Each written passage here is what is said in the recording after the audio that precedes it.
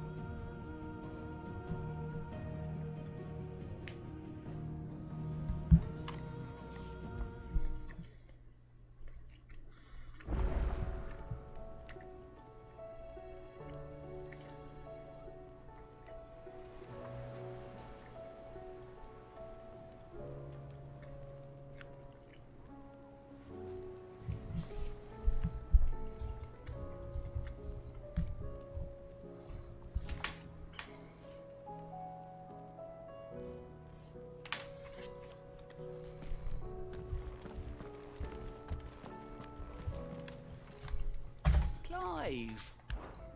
Quick look.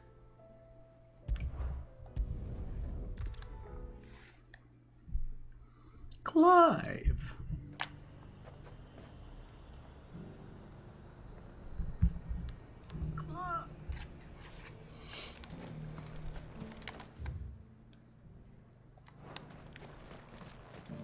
I got peppers to numb your tongue up.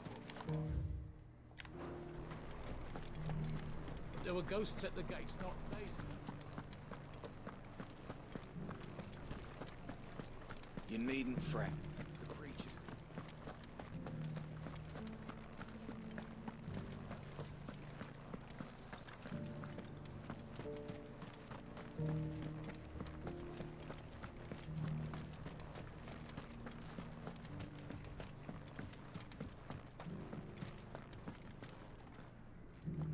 Oh, Clive. What am I to do? My wards and I may soon be without a home. What's happened? The High Cardinal has descended from his lofty throne and taken up residence here in Northreach. The High Cardinal. Leader of the Council of Elders, second only to his Radiance at the head of the Imperial government. Not that any of those things still exist. Now he goes by his noble title, the Duke of Oriflamme. And what does he want with Northreach? He wants to transform it into a military stronghold, a foundation upon which to build a new Sambrek. He's already secured the support of the various army remnants, with promises that they shall be afforded the respect they deserve in his empire. One built on the confiscated property of the people. He would rob the populace to pay for it. Believe me, I have used every means of persuasion to discourage him from this folly. But for whatever reason, he will not listen to me. What does Captain Philippe make of this? When the town was under attack, it was him the soldiers rallied around. Couldn't he use that influence again? How? By speaking out against one of the most powerful men in Sambrek. A man whose stated aim is to revive the empire Philippe's comrades swore to serve, and to improve the soldiers' lot within it. The captain can offer them a regular supply of gruel, and an occasional trip to the Vale to help them forget the terrors they face each day. The Duke offers them a vision of strength and safety. No. Any attempt to incite mutiny would cost Philippe the support of his men, if it did not cost him his life. But given the mood around town, mutiny may yet be unavoidable. The people have little appetite for further deprivation, least of all when it serves only to elevate others. And who could blame them? Clive, would you appeal to the Duke on my behalf? For your services to Northreach, you have the respect of the soldiers, and they will take you to His Eminence if you ask them. And unlike Philippe, no bonds of loyalty prevent you from speaking your mind to the man. Well, Let's you do it. try. You could hardly fare any worse than I did. I'll see what I can do. Thank you, Clive. Tell me then, where will I find this Duke of Oriflamme? In the garrison? Overseeing the troops, yes. All right. Wish me luck.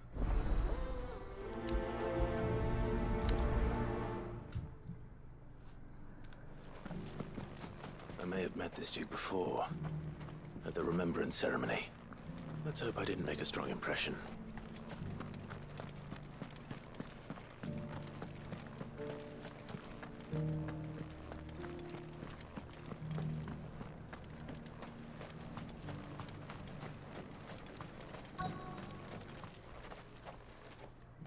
Halt!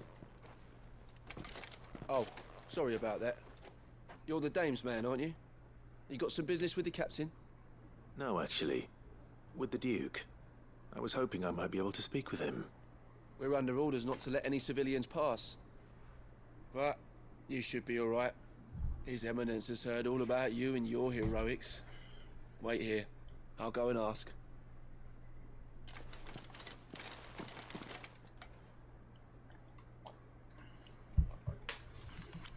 So, you are the sellsword who lent his aid to the garrison. The Empire owes you a debt, and I shall see it repaid. But tell me, is it wealth that you seek, or favor? Neither, Your Eminence. I thought only to inquire about your plan to turn Northreach into a stronghold. Ah, I see. You are worried the expanded garrison will render your services redundant. Yet you needn't be. A proud fighting man like yourself shall always have a place here. Pride of place, in fact. For too long has the contribution of the noble soldier been under-reckoned. But no more. For it is they who shall see the Holy Empire rebuilt, beginning right here in Northreach. Why here, Your Eminence? The town has been fortunate enough to escape largely unscathed from the recent troubles. Her defenses are sound, and her garrison well prepared. Which is more than can be said for Oriflamme or Twinside. The Empire wants for a capital, and I believe Northreach to be the perfect place. With Caer Norvent as her citadel. Once we have seen to the refortification of both the town and the castle, we need only build a wall around both to create a city that would be the envy of the twins. Plans are already underway for the construction. Soon enough, these thralls shall learn that they are no match for the might of Sanbreque. I fear you underestimate how dangerous these creatures are, Your Eminence. Should they return in force, you will need all the people of Northreach to come together in defense of the town. Something they may be loath to do if they've been deprived of their worldly goods. The people will do as their leaders command. If Sanbreque is to be rebuilt, she will require a functioning government. One whose authority is beyond question. That is why this levy is necessary. So that any man who wishes to join the army might do so and be fed, outfitted, and paid as befits a defender of the Empire. And yet there are those who persist in peddling the treasonous lie that I seek to steal from the people and drive them from their homes. I suspect they're afraid of losing what little they have left.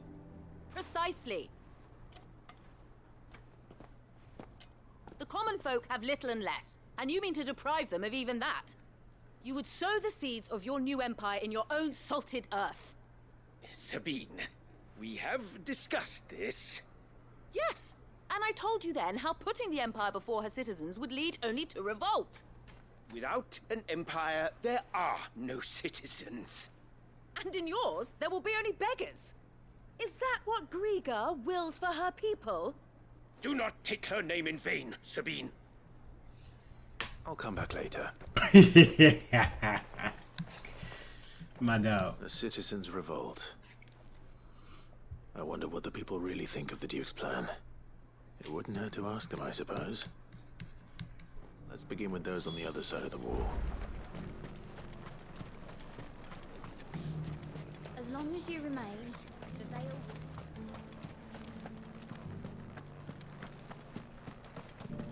My dog said, get me up out of here.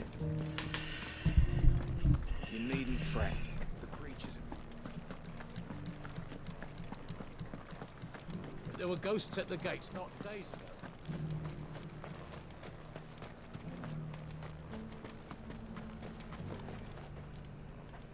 I've been hearing a lot of talk about a certain duke.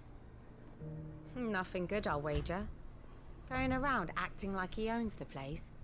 And with hardly a word to the dame. This is her town, not his. I take it you'd rather she was in charge. As far as I'm concerned, she still is. Just need his eminence to sod off back to Oriflamme.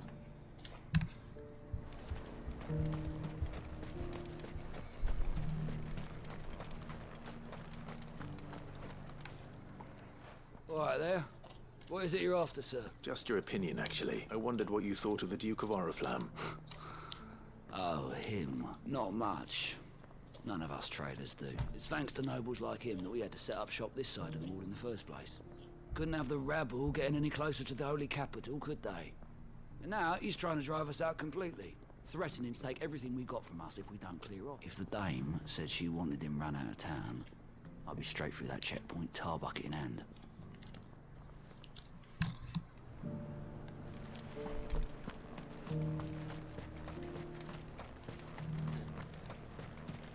I heard the dame got an icon to rid the meadows and over.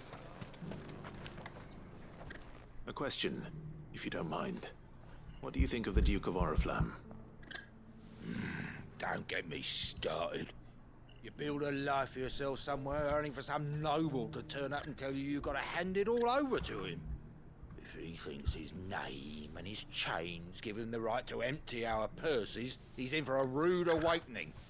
We'll do whatever it takes to keep what's ours. Whatever it takes. Well, the people seem united enough. What about the soldiers?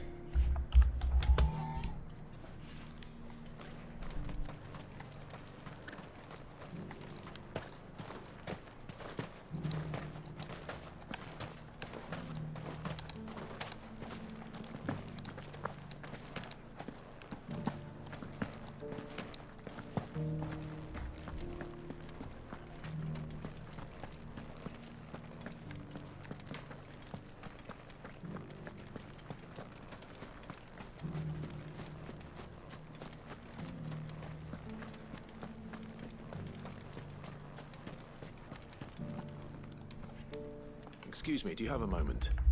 I wondered if you'd mind sharing your thoughts on the Duke of Oriflamme. Well, he's made a lot of enemies coming in the way he did. I mean, look around us. You can see the state the realm's in. The traders might not like having the screws put on them, but if they volunteered a few more of their hard-earned gil before things got bad, maybe they wouldn't have to.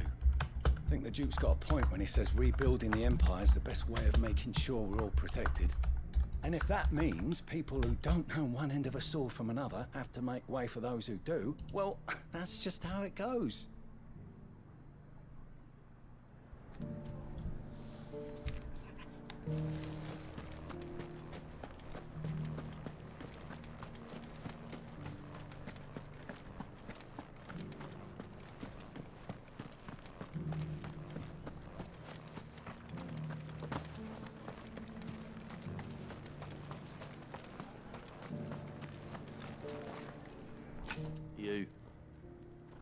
You're the one who was talking to His Eminence.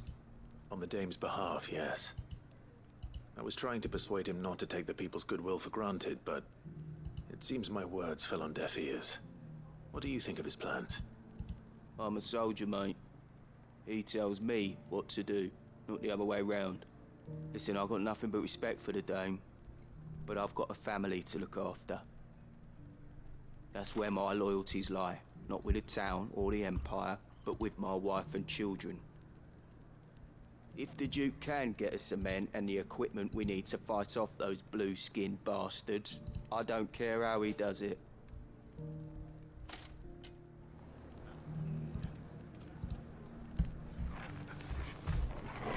I left everything in the capital. Thank Grieger. Sabine, you are embarrassing me. You're embarrassing yourself. I hear the Duke of Oriflamme plans to turn this town into some sort of fortress. Do you think that's a good idea? It's not for me to say. All I know is that unless the Emperor orders me otherwise, His Eminence's word is law. Look, no one likes all these taxes and tariffs, but empires don't come for free. Once Sanbreque is back on her feet, we'll all reap the benefits. Let's see what Philippe makes of all this.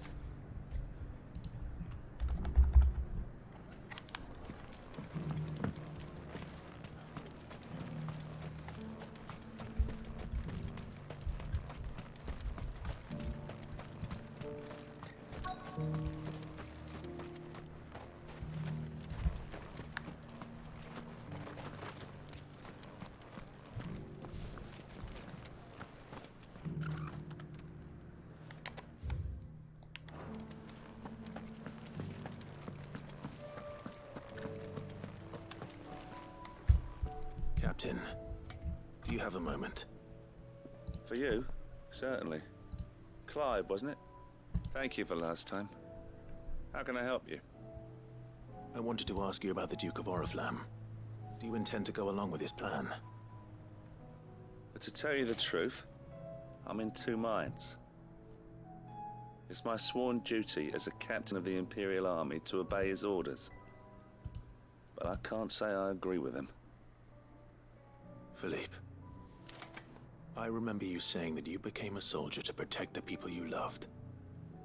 The Dame included. That's right, I did. Well, she doesn't agree with the Duke's orders either. She thinks they could tear Northreach apart.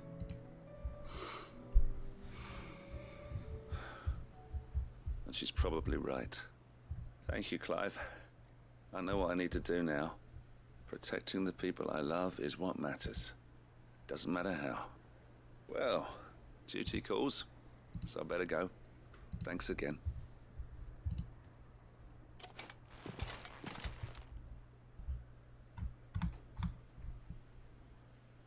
It seems Philippe wants to do the right thing at least. I expect Isabel will be pleased to hear that, if nothing else.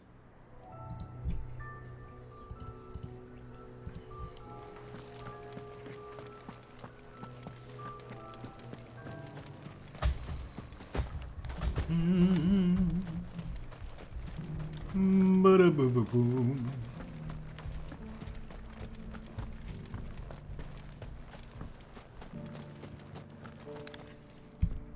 Ah, Clive. How did you fare? Were you able to speak with the Duke? I was, but...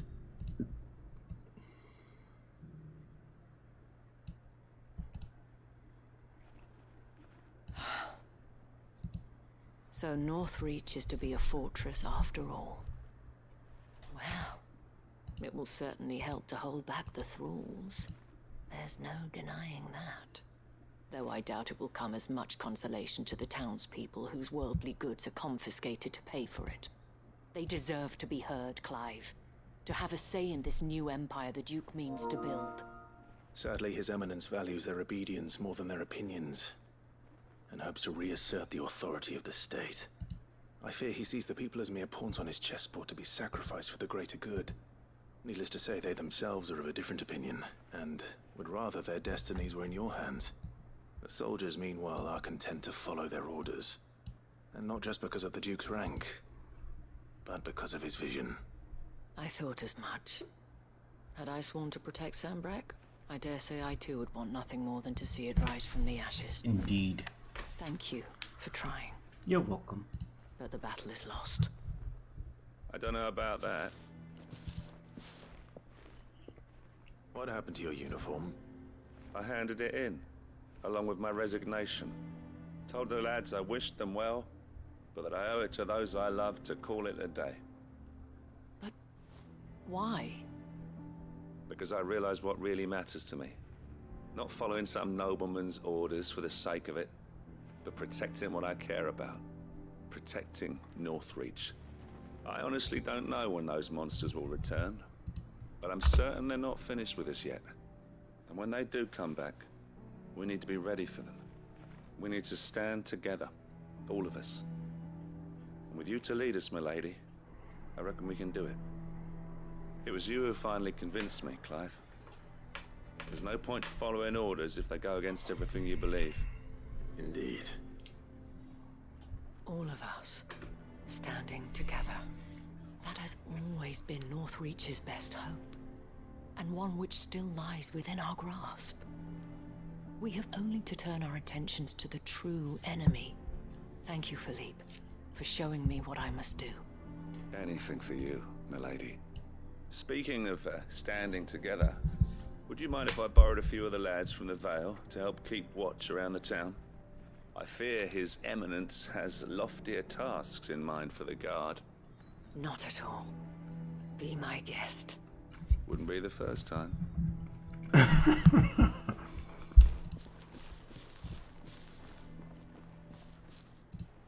There may be hope for Northreach yet, especially with men like you and Philippe to champion our cause.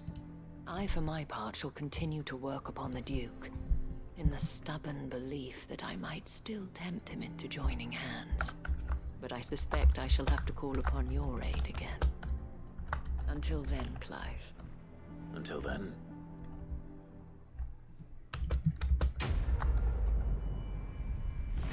Complete.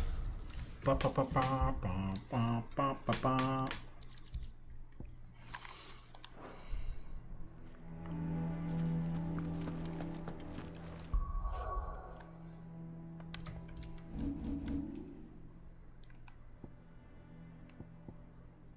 The Holy Roman Empire.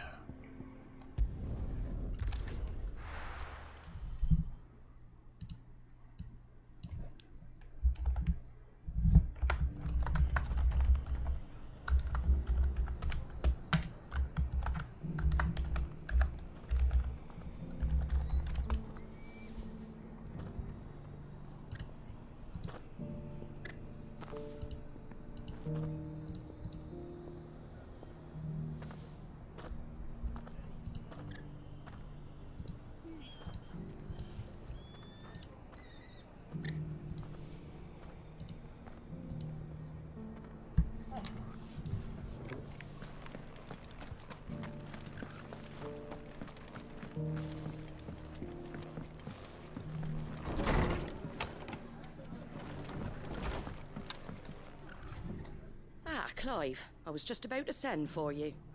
I'd like you to take something to Sir Wade up in Eastpool. Seeds for planting. Thought it was about time they started growing their own food. I'll keep providing them with whatever they need in the meantime, of course. But if Eastpool's going to survive, it's got to be able to fend for itself. As of those poor bearers. They've lived their whole lives in servitude, but now they're their own masters. Small wonder they ain't got the foggiest how to provide for themselves. So it's up to us to teach them.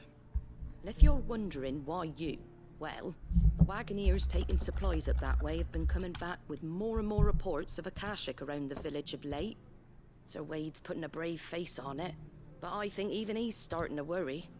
And if he's likely to share those concerns with anyone, it's you.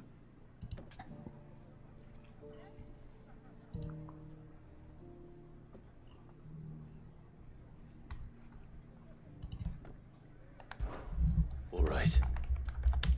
Thanks. Wouldn't ask if I didn't have to. There. That should be enough to keep him in Gazal Greens for a few years at least. Gazal Greens. Not the most mouth-watering crop, I'll admit. But they're hardy, they grow fast, and they fill a hole. Better that than something that'll wither away at first frost. And chocobos love 'em too, which is no small thing. When I say all of us need to pull together to get Eastpool back on its feet, I mean all of us. They ain't exactly succulent, but cook 'em right and they're just about bearable. I'll take your word for it. Anyway, Sir Wade'll know what to do with them. And if he don't, well, I'll go up there and show him myself. I'm sure you will. You know she will. You know it.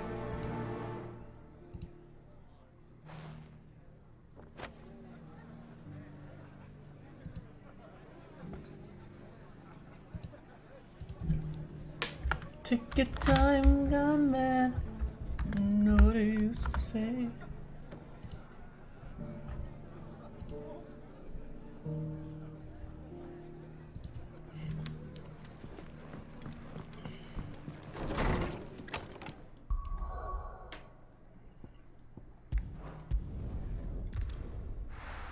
Eastpool.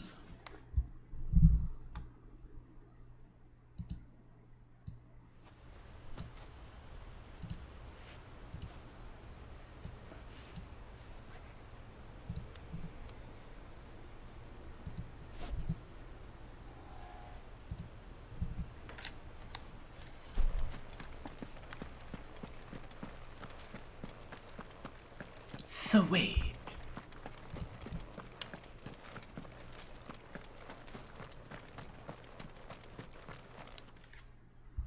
Ah, Lord Rossfield. What brings you to Eastpool? A delivery from Martha.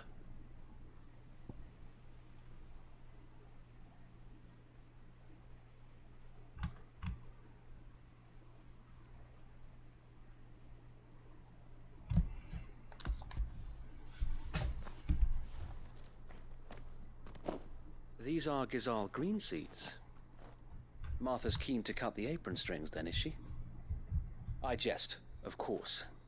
You see, I had thought we might be able to revive the old wheat fields, but they'd long since gone to seed, only without the seeds.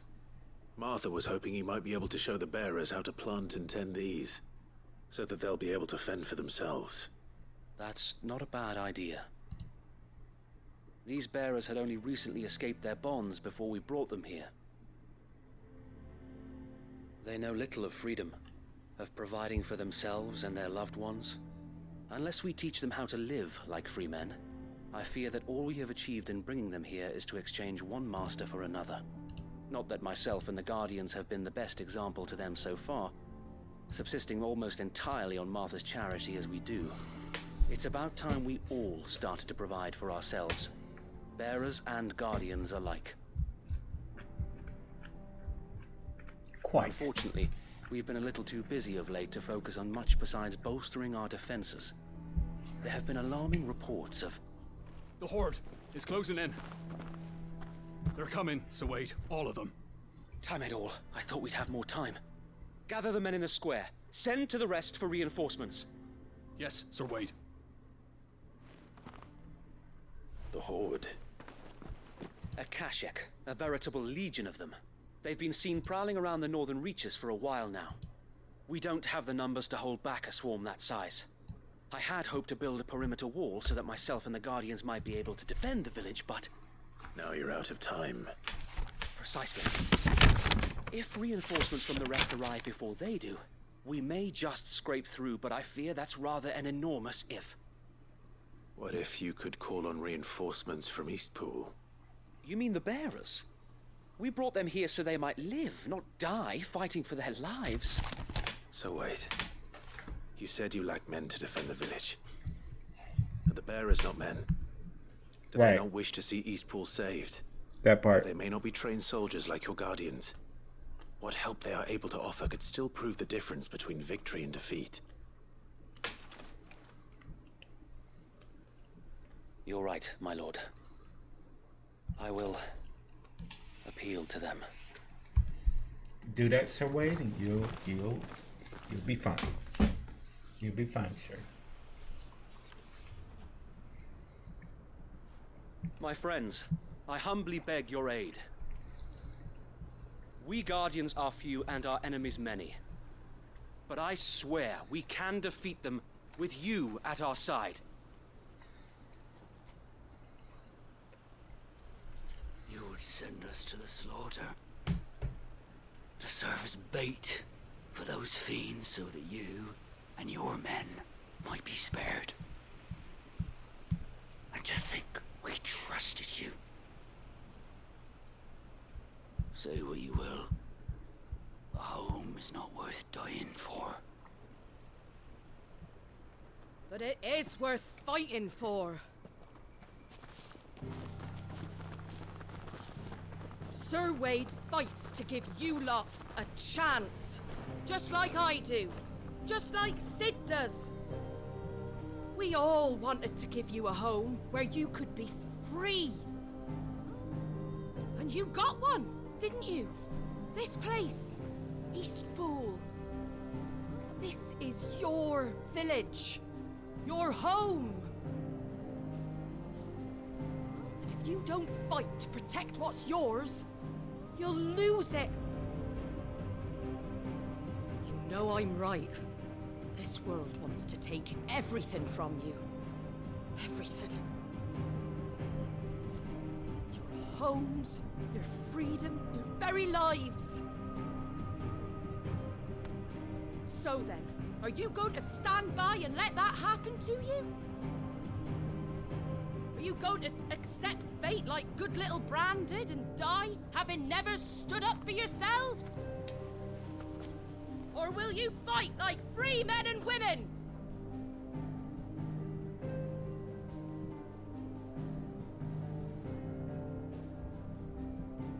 Let him know.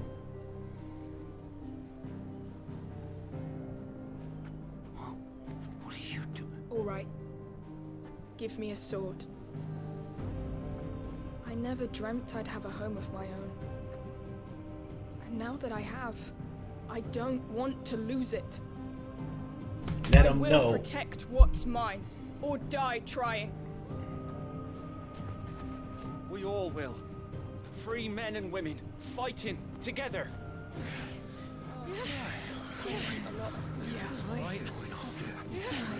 For Eastpool!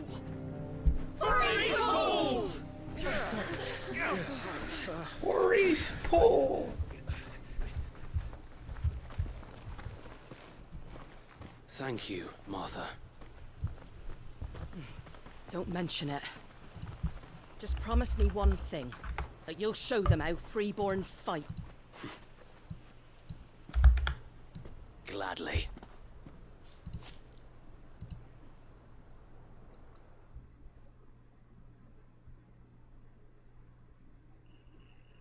Well, if it was numbers you were lacking, you certainly won't be now. Thanks to you. Me? Oh, I just love the sound of my own voice. Lord Rossfield, my lady, we're ready. So what's the plan of action? We'll divide our forces into several small detachments, each made up of guardians, bearers, and guards from the rest. These will position themselves at strategic points around the village. Upon engaging with the Akashic, each detachment will keep the creatures occupied as best they can, steadily retreating all the while. You're going to lure them into the village? I am.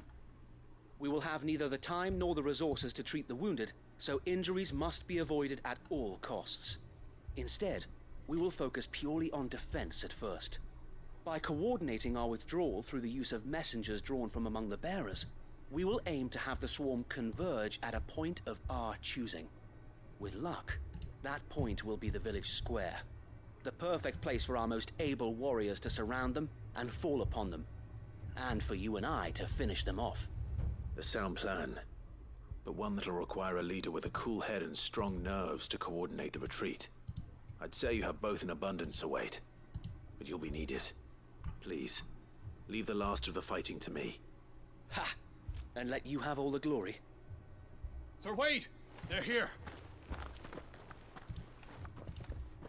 Then you know what you must do. We work together, everyone playing their part, each shielding the other that no man might fall, that Eastpool might live on.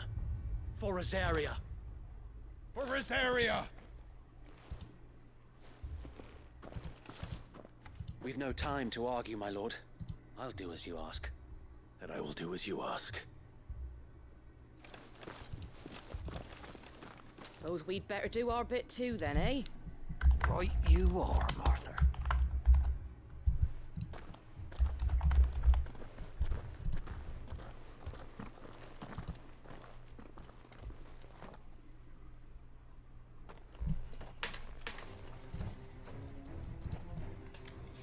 The calm before the storm. Let's fight. Enough of talk, no jutsus and talking simulators. I'm trying to fight here. Or not. Let This this is why I'm village here. fall.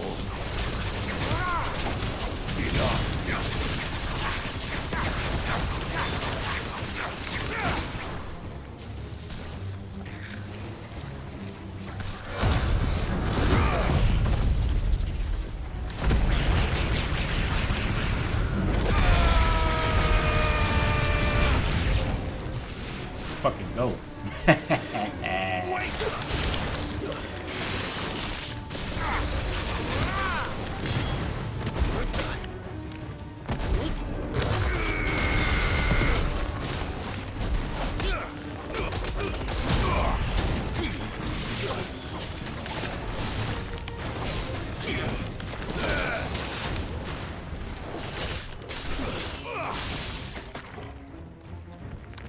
To me, boy.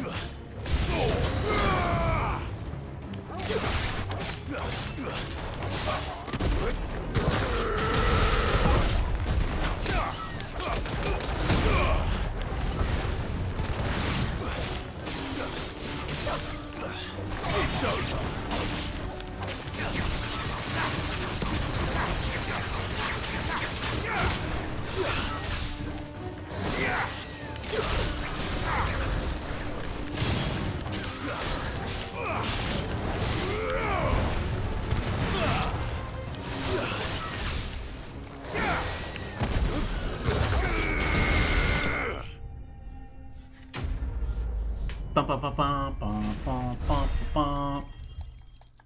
Ooh, we almost at 42. Looks like that's the last of them. I'll say if I get done Lord Rossfield, change with of the plan. side quest, we're gonna try to survive What route is it? again. Owl from the rest. An Akashic Curl's been sighted on Rhiannon's ride and is headed in their direction. Well, the better half of her guard is here. So wait, how many Akashic remain in East Pool? Hard to say. My men are still facing some resistance, but I think the worst is behind us. I could order a detachment or two to fall back and... No. Let them finish the job. You stay here too, Sir Wade. Your men need you. I'll go after the Curl. Join me only when East Pool is won. If you're sure, my lord. May the Founder protect you.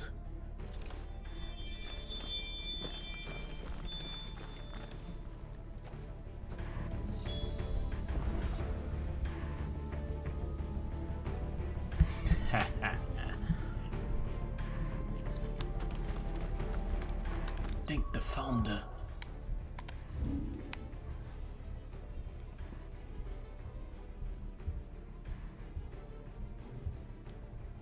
Yeah, I might as well just walk. Get on my chocobo. Next one's mine. I might.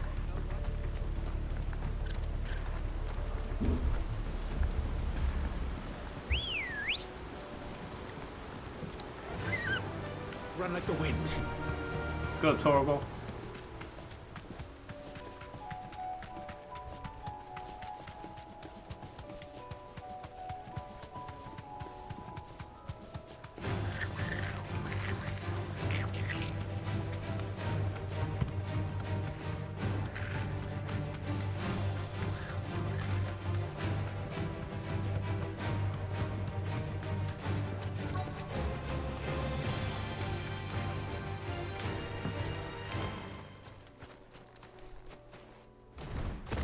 What's up, Count?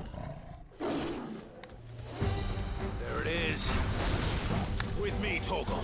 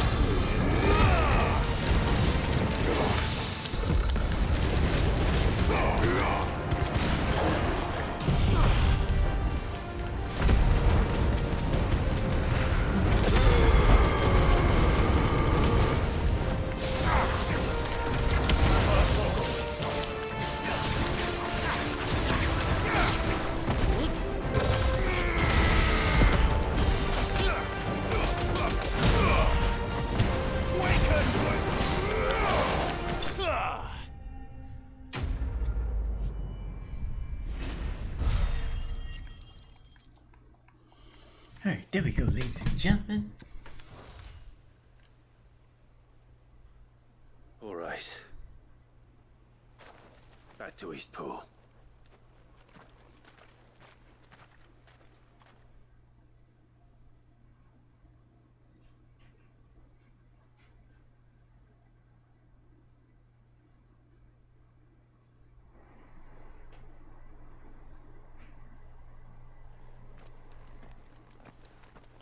Lord Rossfield, the Curl, is it?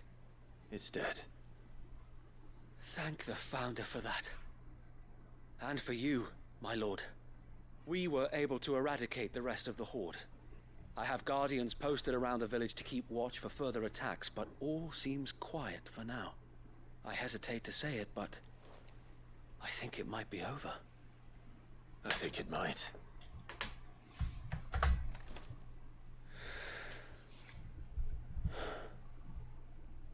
We did it.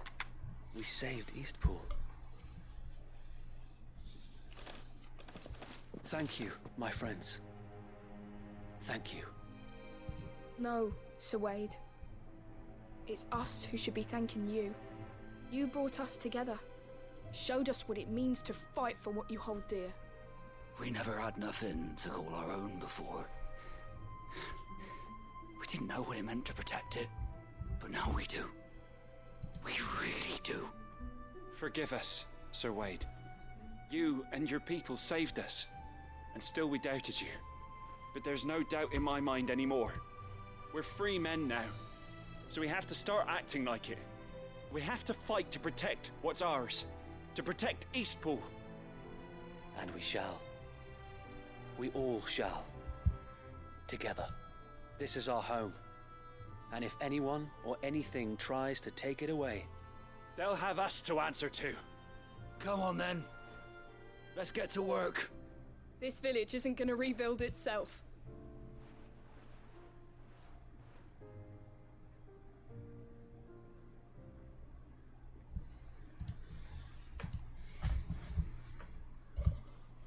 They're not slaves anymore. no. They're Rosarians. Your father took pity on the bearer's plight, and I believe if he was still with us today, this is what he would have wanted. I believe you might be right. I shall remain here, my lord, and do what I can to help rebuild the village.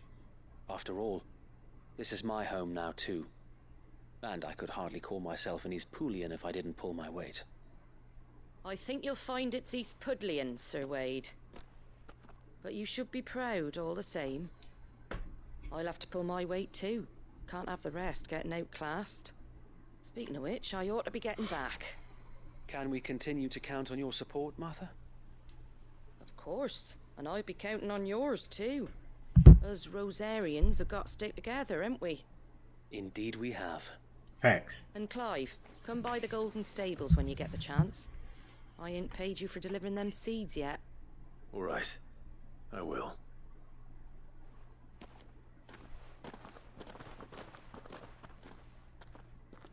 Lord Rossfield, do you remember our very first mission together, clearing the goblins from the Stillwind Marshes?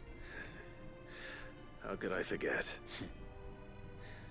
There's one sight that I shall never forget. You, facing off against that giant Morble. Not a trace of fear on your face. Since that day, there have been more than a few times when I felt like giving up, when the odds seemed so stacked in the enemy's favor. I thought I may as well just lay down my sword and surrender. But every time, I would think back to the look in your eyes that day and remember what it means to be a shield. Know that whatever trials Eastpool may face, I shall never lose courage. Thanks to you. So Wade, you have always been a true shield. I know that Eastpool, and indeed all of Rosaria, will be safe in your hands. Thank you, my lord. I know the rest of the world will be safe in yours. I'll do my best.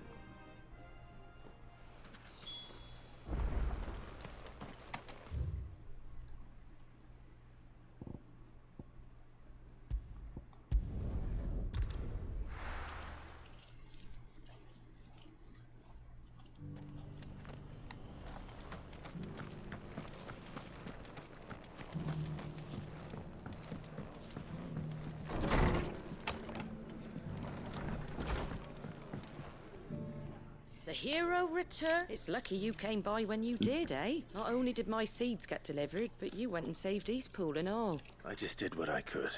And it's only right that you get rewarded for it. Take it before I change my mind. Thank you, Martha. So, Eastpool's finally back on its feet again, and a home to free bearers. Who'd have thought we'd see the day, eh? Well, it was your idea. I know that, Quite. but I never stopped to think what it would mean. Bearers in charge of themselves, thinking for themselves, working for themselves. Like your hideaway, but not even hidden away. Though I suppose the rest ain't much different nowadays. You know, bearers living free like that reminds me of when I first met Sid. Loath as I am to recall that particular day. I take it you didn't always see eye to eye. What happened? Well, if you really want to know, I started doing what I do long before I met Sid. In fact, that's how I met him. Or at least how he came to meet me. I met him. He showed up at the stables one day, asking questions about who'd been buying up bearers. Founder knows what he thought I was doing with them. Running a hunt, poking around in their innards. Something awful anyway. Me, I thought he was a new constable. Thought the game was up. But somehow we both managed to work out what each other was about. And before I knew it, the cheeky arse was rattling on at me about how I was doing it all wrong. After all my hard work. Told me I was giving them relief, but not freedom. That my bearers were still dying as slaves. Got right under my skin, it did. Told him if he didn't like it, he could bugger off and report me to the garrison. And do you know what he did? He smiled. And then he laughed. And then I did the same. We made a pact that day, that whenever one of us was in need, the other would always be there for him. And you were? Well, we both wanted the same thing. To make life better for bearers. Just like your dad. Do you know I was born right around the time Elwyn became Archduke? Growing up, I saw how he tried to change things. He certainly didn't lack for ambition, that one. Indeed. But the loftier one's ambitions, the harder they are to achieve. Which is why those of us who follow in their footsteps need to finish what people like Sid and my father started. Suppose you're right, aye. And if we don't manage it, there's always them who come after us. Good thing we've got a few half-decent sorts waiting in the wings, eh? It's almost enough to give you a little bit of hope. Just a little. Anyway, enough nattering. Better get back to work. Let's see about making everyone some dinner, shall we? The least the folks who saved Eastpool deserve is a hot meal. And you and me ain't gonna save the world on an empty stomach neither. That sounds like a wonderful idea.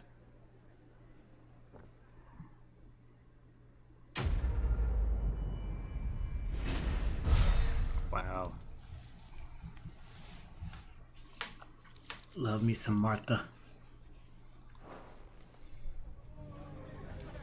I take it that be done with Martha's little quest since Eastpool is back and stuff, so it should be really busy with that.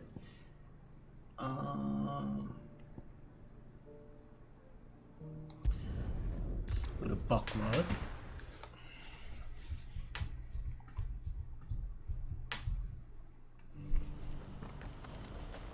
I need items. What are you looking for?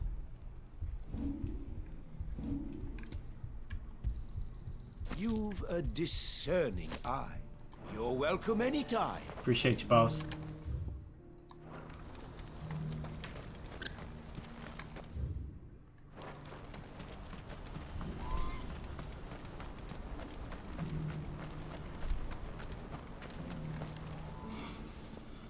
Clive, you'll be pleased to know that the negotiations are progressing well. That is good news. Yes. Our comrade in Randala has just sent word that the contract should be signed very soon. But I still have much and more to prepare. It's a huge undertaking moving this many bearers at once.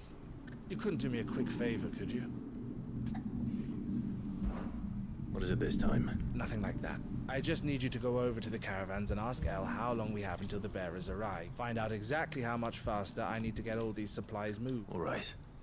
I'll go and ask. Thanks, Clive. I owe you one.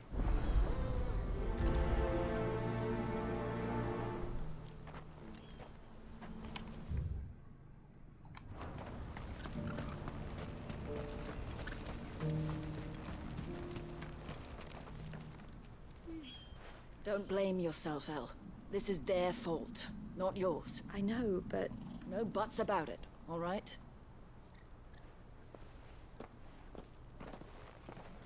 Is something wrong? Vonnie came to give me a message from our intermediary. The talks with the Republican army have fallen through. They've reached an agreement with the Silver Peak Consortium instead. Though prices have fallen of late, we deliberately offered above the going rate to try and deter other bidders. But the Consortium offered double what we did, and the army jumped at the chance. You had no opportunity to make a counteroffer? None at all. And we were so close. Elle? What's happened? I saw Vonnie leaving. She didn't look happy. And with good reason.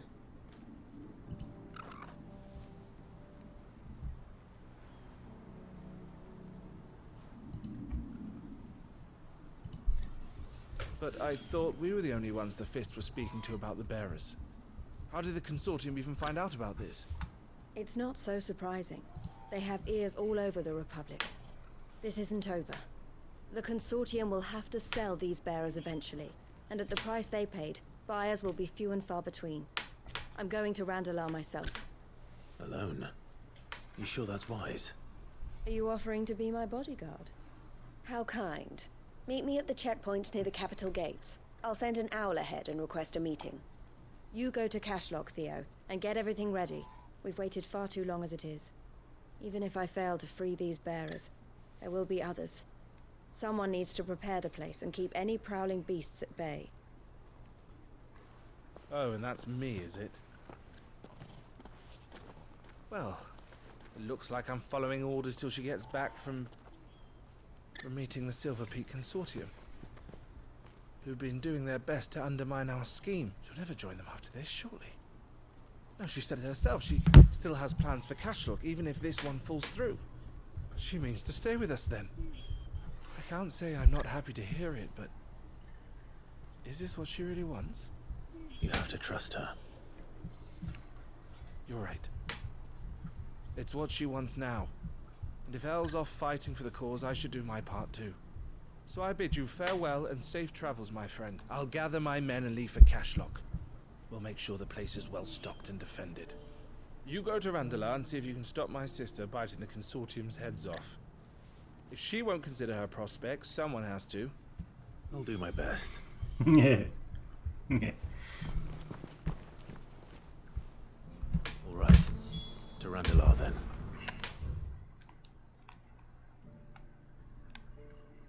Better not keep Eloise waiting.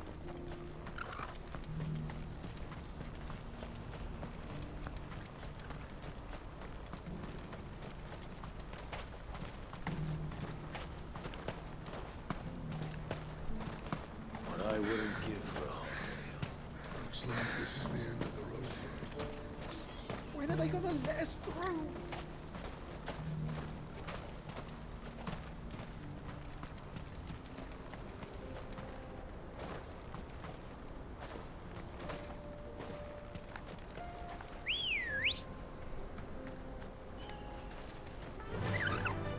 Faster!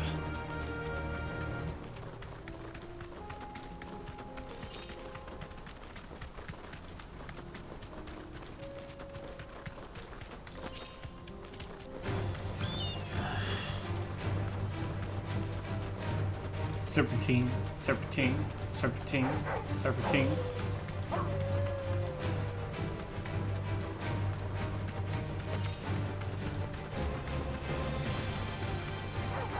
All right.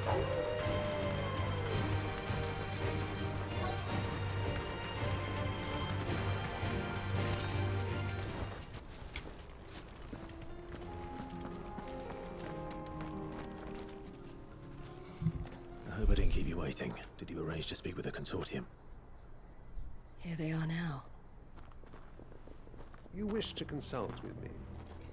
Yes, I do. I did. It's about the bearers you recently purchased from the Fist. We had all but finished making arrangements to buy them ourselves, and then you stepped into the fray. You misunderstand. The consortium had an interest in purchasing them from the very first. It was only our regard for you that kept us from bidding. But your hesitancy in accepting our offer to you suggested that the regard was not mutual.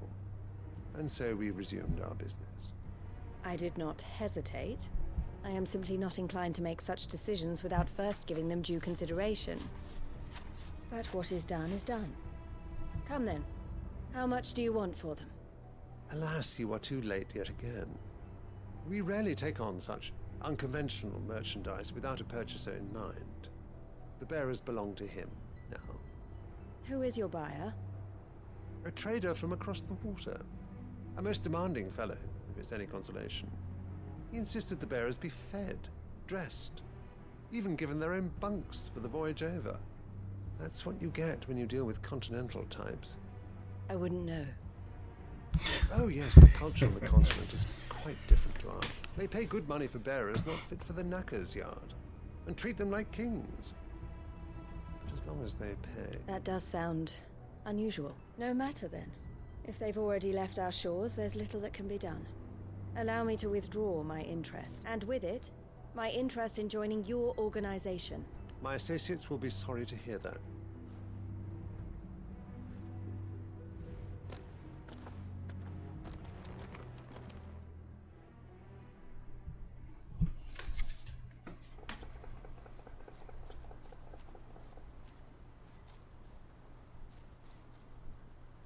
I'm sorry you weren't able to save them. As am I. But I only have myself to blame. He was right, you see. The Silver Peak Consortium did intend to buy those bearers before I did. Their representative hinted at a possible purchase when he came to recruit me. I feigned interest in joining them in the hope he might be encouraged to tell me more. And he did just that. As soon as he left, I sent my own offer to Randalar. So you never... No. I entertained the Consortium's proposal solely so I could learn more about those bearers. But I was a fool to think they wouldn't find out. I knew exactly who I was dealing with. You tried. I did. And if what he said was true, the bearers are to be well treated. Which is something, at least. They deserved more. I wanted so badly to see them freed. Eloise! Eloise! Word from Cashlock. The village is under attack. A pack of beasts have come down from the mountains, and there's a dragon at its head. Theo and the others are trying to hold them off as best they can, but the odds are against them. They need help. Theo! I'll go on ahead. Thank you, Clive. I'll gather some men and join you there. Just... make sure he's safe.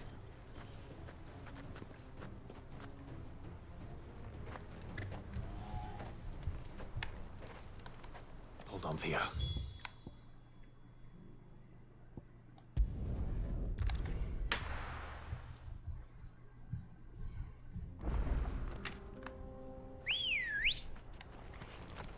Let's go, Choco.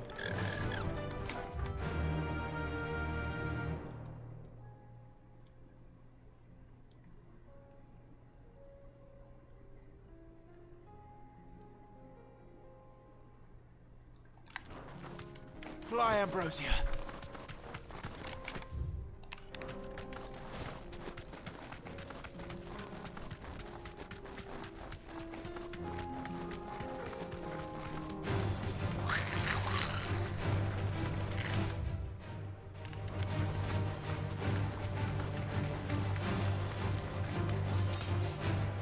I can walk from here.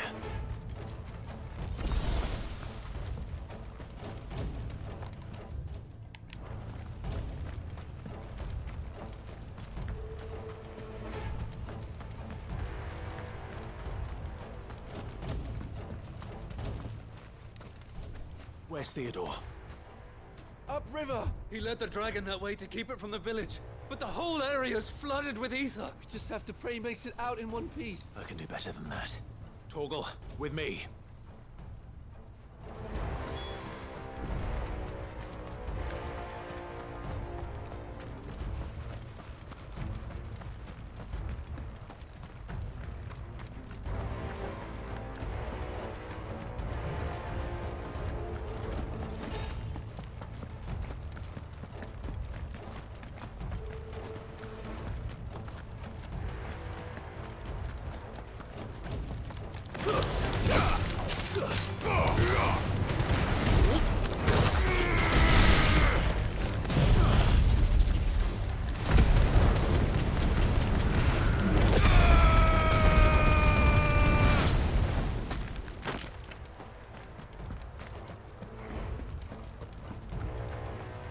flame broil.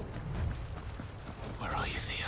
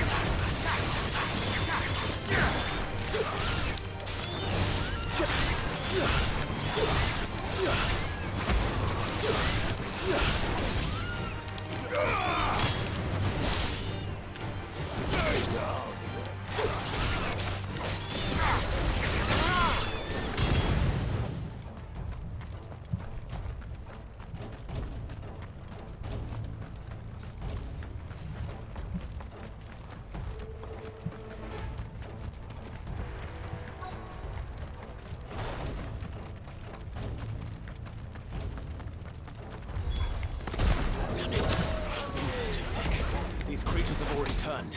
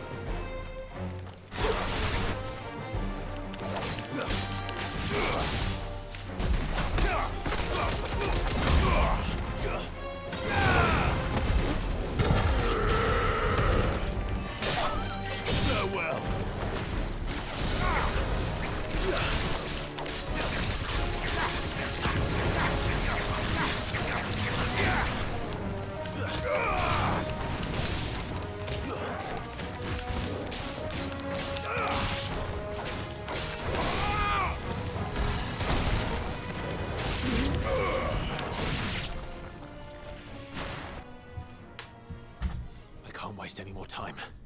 I need to find Theodore before that dragon does.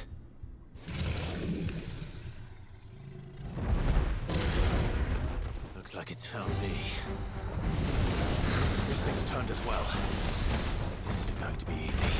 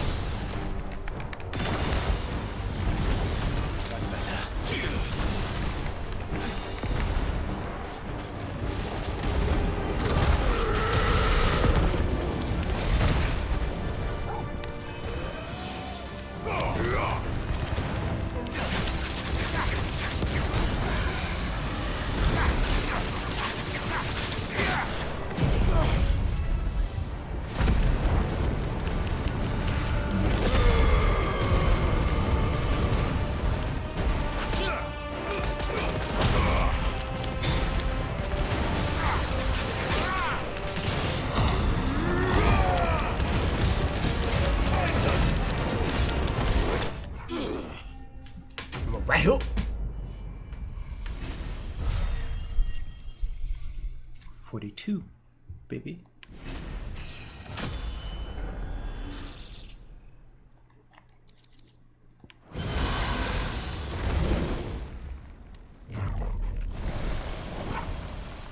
Clive? Theodore, you had me worried for... Yep, he's done for. We'll have to get you out of here.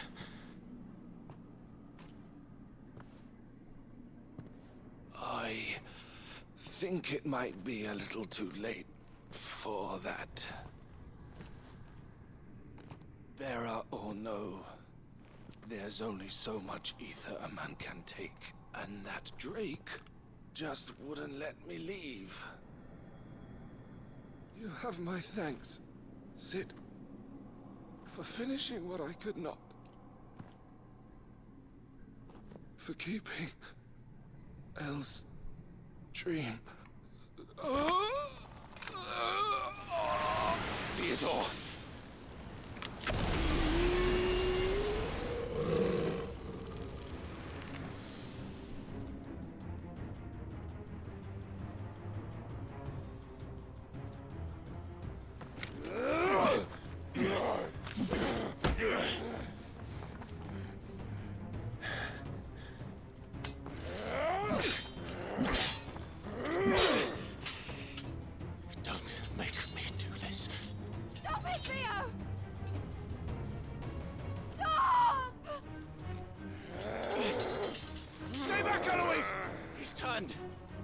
And so will you!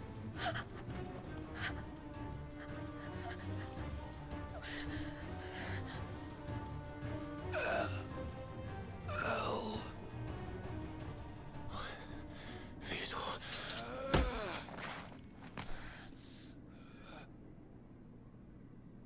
Take care of my sister. Theodore, wait. Goodbye, Elle.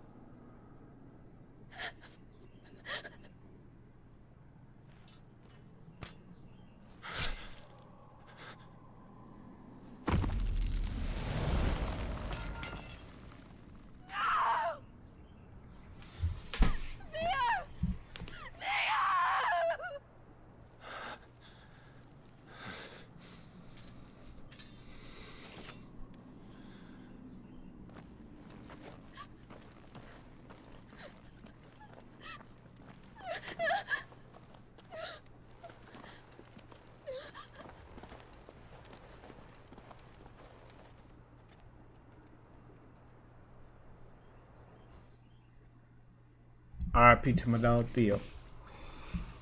Boy, if this ain't some Game of Thrones again, if this ain't no Game of Thrones shit right here, boy.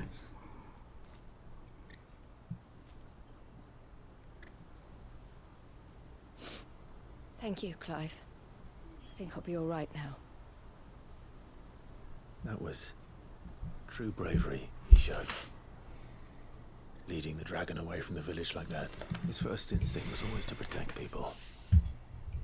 To put others' well-being before his own. And now he's gone, because I sent him to that place. Against his will. It wasn't against his will. He was ready to do whatever it took to show you he could stand on his own. So that you would finally be free to live your own life. To live my own life? He never could come to terms with the choice I made. What exactly happened?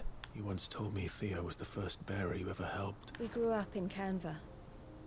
We were born to one of the great trading houses, and I was chosen to inherit the family business. I had my father's head for figures, you see. Theo did not. While I studied the art of commerce, he played at soldiers instead. A late bloomer. In more ways than one. For unlike most bearers, it wasn't until his 15th summer that his powers awakened. My parents tried to drive him out of the house and into the care of the constables. But before they could, I took him into mine. Theo told me something else. He clearly admired your devotion to the cause of freeing others like him from slavery. But he said you deserved a better life than this.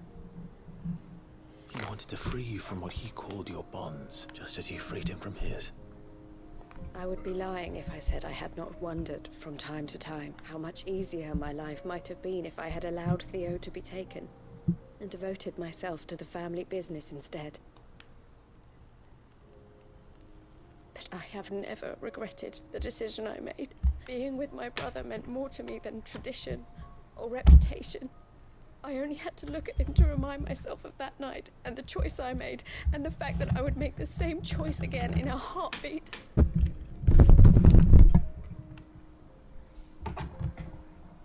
He was never a burden. How could he even think that? If anything, I was the one who weighed him down. You weren't, Eloise. He said it himself, that he had always been grateful to you for saving him, and that he wanted to repay you by letting you live the life you were denied. Neither you nor Theo weighed each other down. You loved one another. You did whatever was necessary to continue living your lives together, and you always would have. You're right. All I ever wanted, all I ever did, it was so we could be together. Oh, Theo, why did you have to...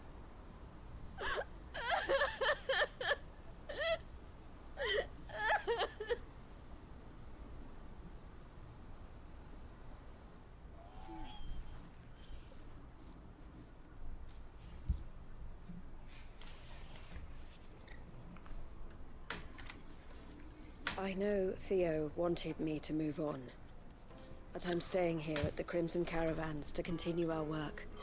We can make it. I need nothing more from life than that. So I'll carry on doing what we do, ensuring that goods, people, bearers get where they need to be, bringing smiles to people's faces, just like we always have, and to Theo's, wherever he is. This is the life I have chosen. The life I will always choose. I've made a choice of my own, to continue helping you however I can, whenever you need it. Thank you, Clive. Let's go on together then. For Theodore. Choco! RP to my dog Theo.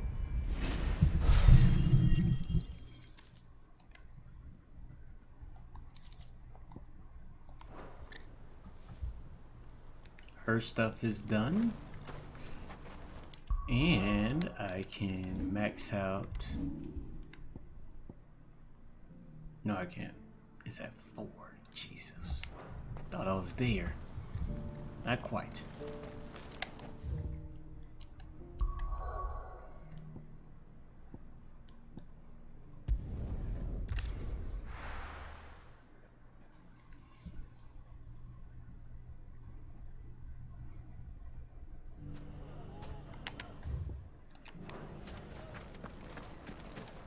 Take that, you naughty thief!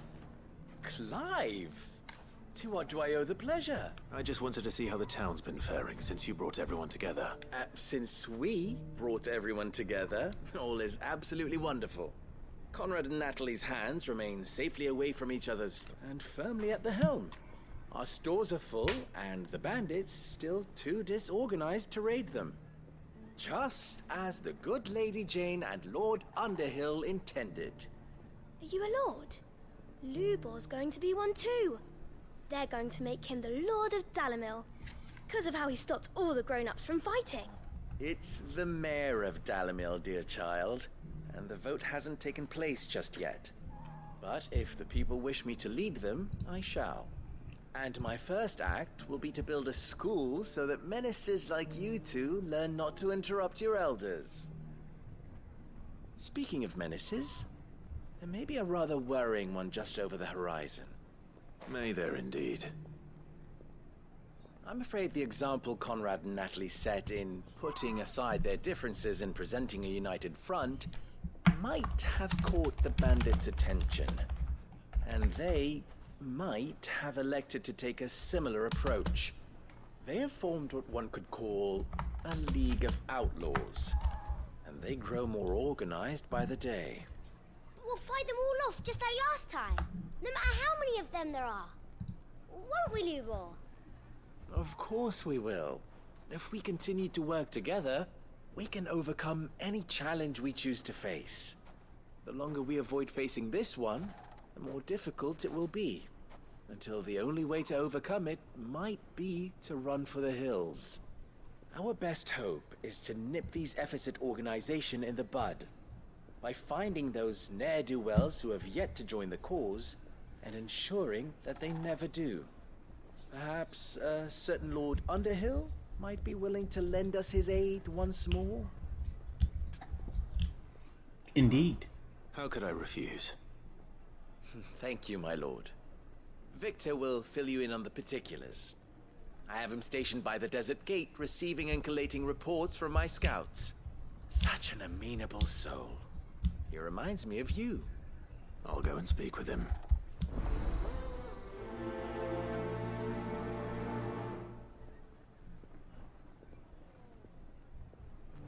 What's the difference between a lord and a mayor? That's easy. One of them swings a sword, the other forges them. A League of Outlaws. Sounds like we have some competition.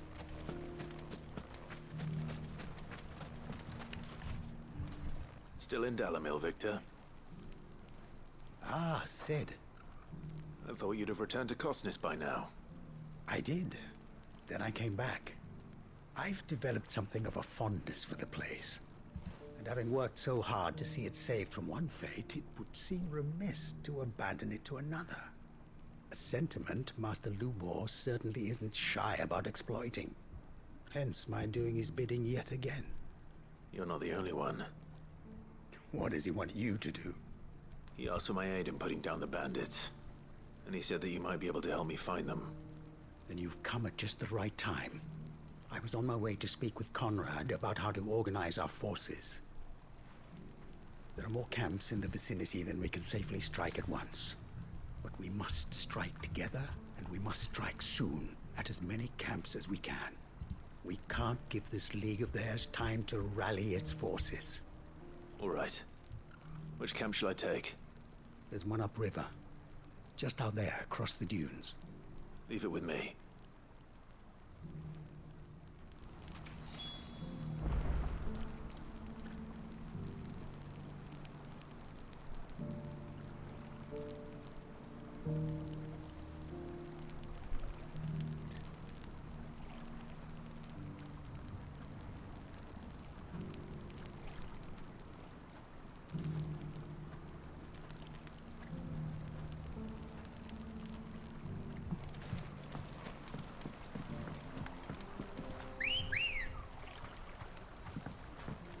Ready, go?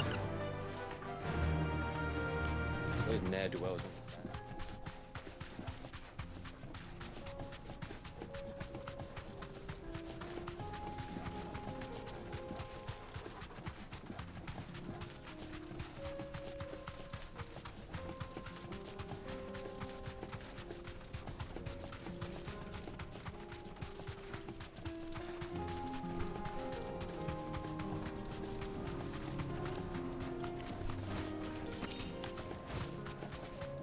That must be the camp Victor mentioned.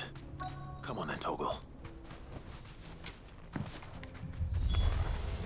That's him! The one who killed Locke and Fingers!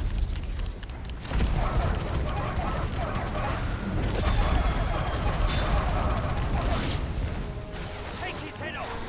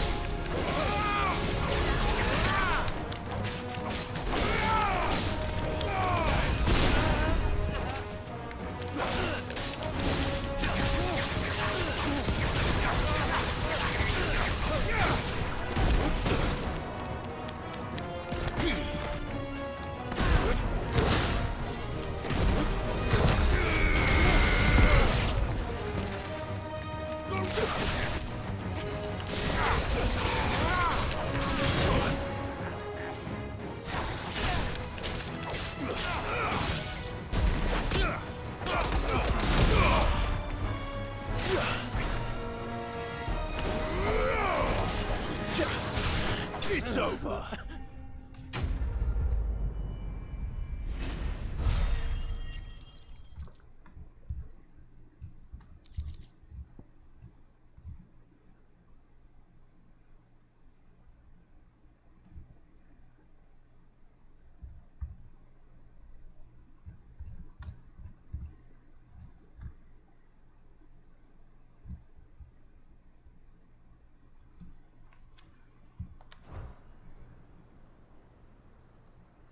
I'd better let Victor know.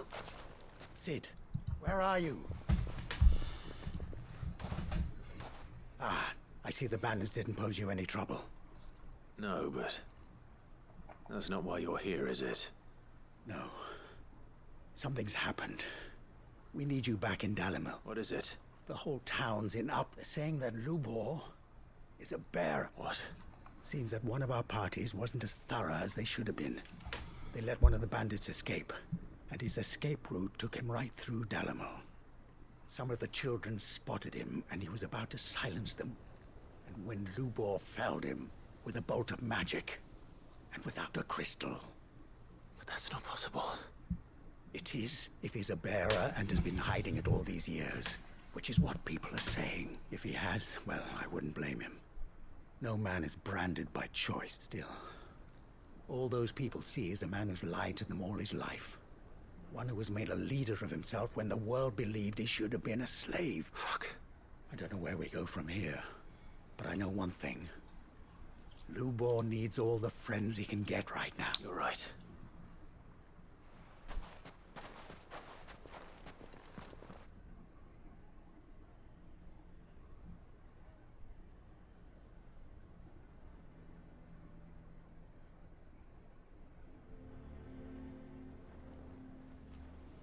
And now everyone knows. I made it a habit to keep a crystal close at hand for just such an occasion. And when that occasion arose, I forgot to reach for it. Well, it was bound to come out sooner or later. We're sorry, Lubor. We tried to keep running, but we just couldn't anymore. There's nothing to be sorry for. I rather enjoyed playing the hero for once. All that matters to me is that you two are safe. Look at him talking to his betters like it's nothing. All lies, I'll wager. Just like the ones he fed us all these years. Once people make up their minds, it's hard to change them. We need to do something, and quickly. Convince the people not to let their prejudices blind them. Convince them that nothing has changed. That their enemy lies outside these walls, not within them. You're right. We should speak to everyone. I'm glad you agree. I'll handle the townsfolk. I'm a Dalmec born and bred. They listen to me. You head to the tavern. Make Conrad and Natalie remember who Lubor really is. They know that Lubor and I are friends. I might not make for the most impartial of interlocutors. Lord Underhill of Randalar's League of Merchants, however, is a trusted and impartial mediator of note. I'll do what I can.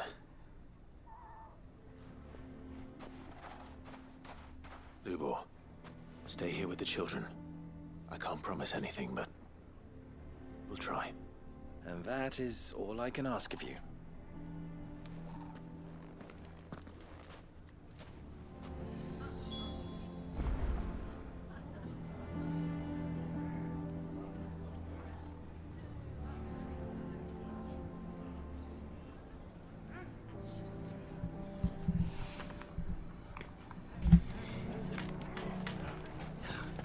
Why are you taking the bearers? Why do they always have to make such a fuss? He knew all along that he was... Forgive me for disturbing you, but could I have a moment of your time? I've seen your face before. As have I. Lord Underhill, wasn't it? Of the League of Merchants. That's right. I wanted to speak to you about Lubor. The rumors that he's a bearer. All true, I'm afraid. He'll never be mayor now. Not if I have anything to do with it. But what of his wares? Bearer or no, his steel is highly valued throughout the Republic. In this, at least, he's done the town a service. Might that not earn him a little leniency? Leniency? He pretended to be one of us when he was laughing behind our backs all the while. I'm sorry, my lord, but he lied to us. He lied to you. He cannot be trusted. So what do you propose? Will you drive him from his home? Close his forge? Perhaps. That is a question for the people of Dalimil, and they will thank you not to get involved.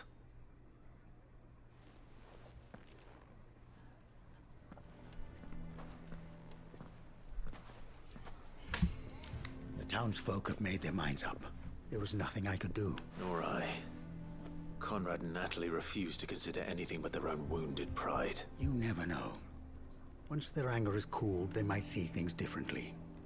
For now, we should report back. All right.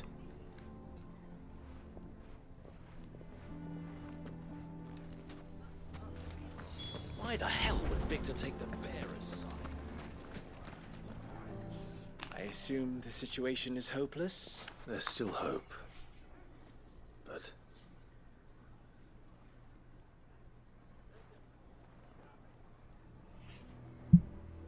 But perhaps not in this lifetime, I think it's fair to say. You mustn't think like that, Lubor. Give them time. They'll come around. We'll talk some sense into them in the end, you'll see. No, you won't. And your efforts would be better spent elsewhere. But Lubor...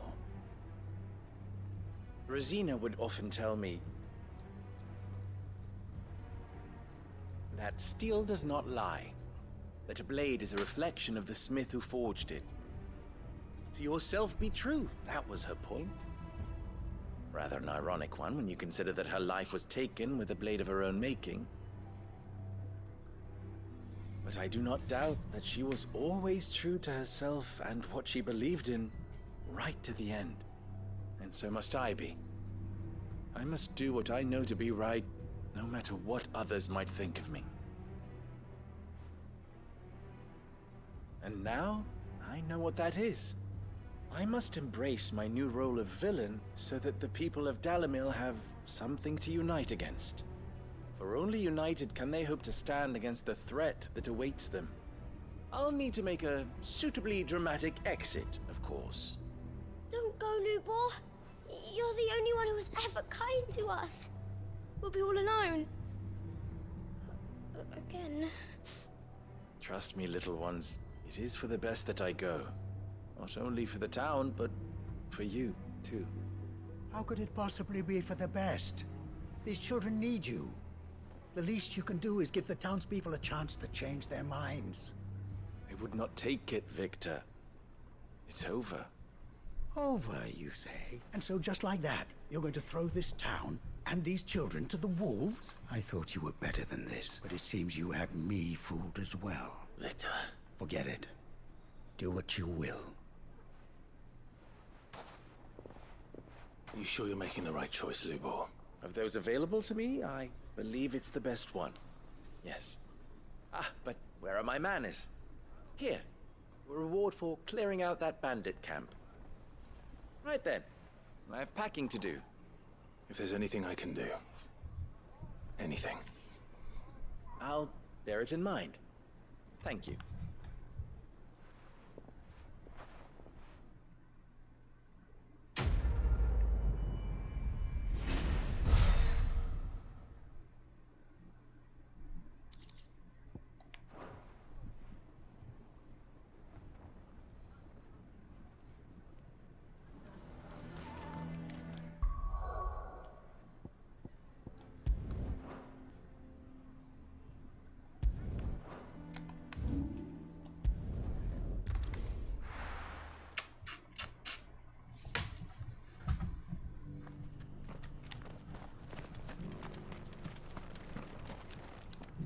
Are you buying or selling?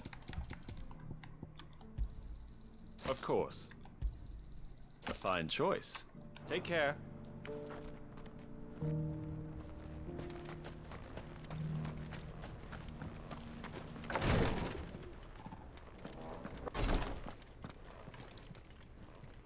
Lord Rosfield, is there aught the Undying might assist you with this day?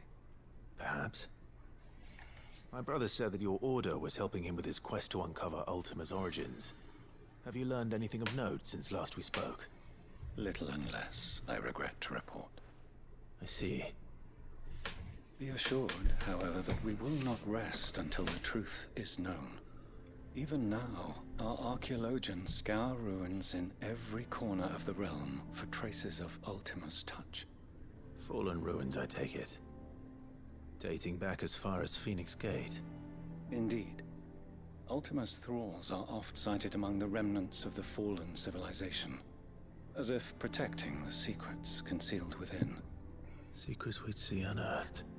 Should our methods be of interest, my lord, mayhap it would please you to observe some of our number at work. Would that be possible? Of course.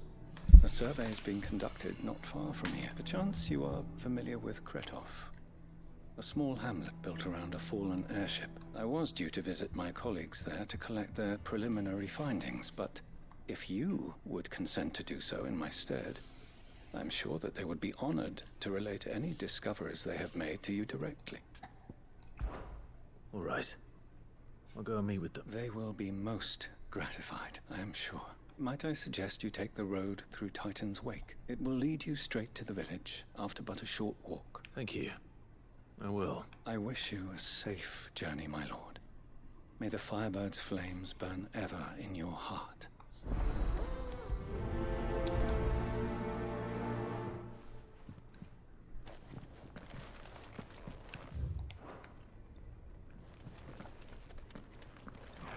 A village built around an airship. Sounds like another lost wing. I hope you know.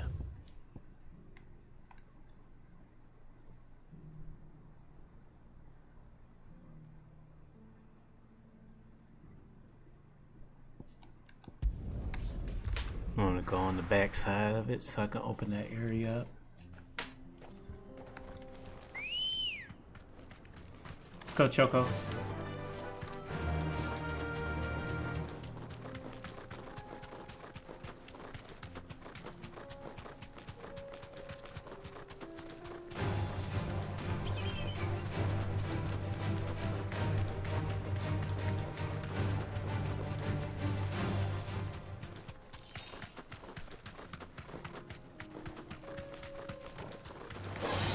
This will be easy.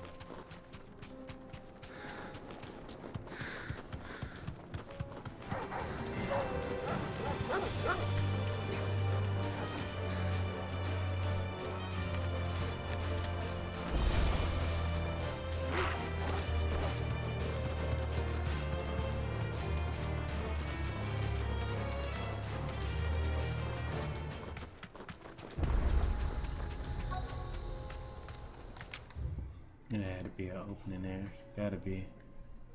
Especially big as this area is, gotta have an obelisk.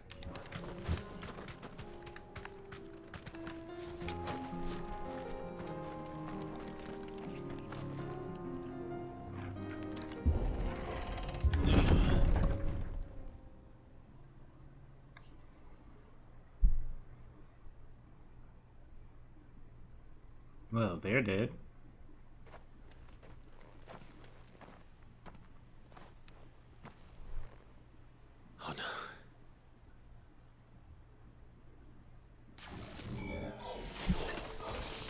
You'll pay for this.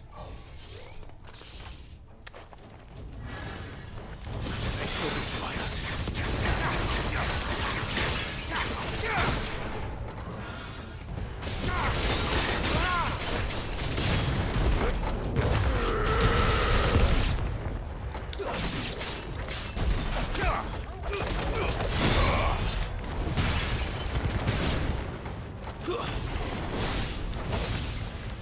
Stay down.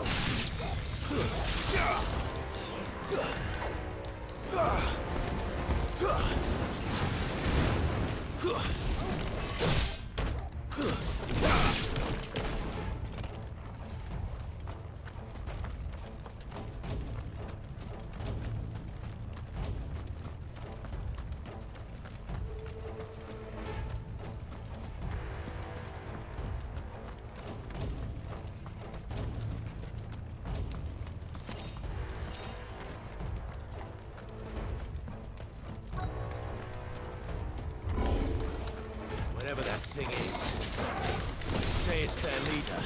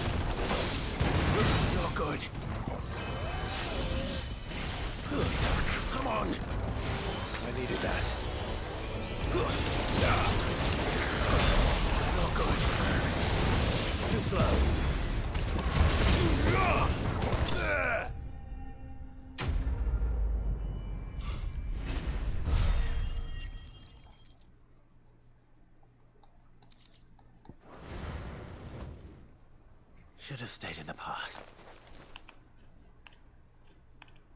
These must be Cyril's colleagues. You have our thanks, stranger. Who are you? Ah, forgive me, my lord. I did not recognize you. You are Lord Rosfield, are you not? We are archaeologians, tasked with surveying this site. When the echoes appeared, our brothers here occupied their attentions.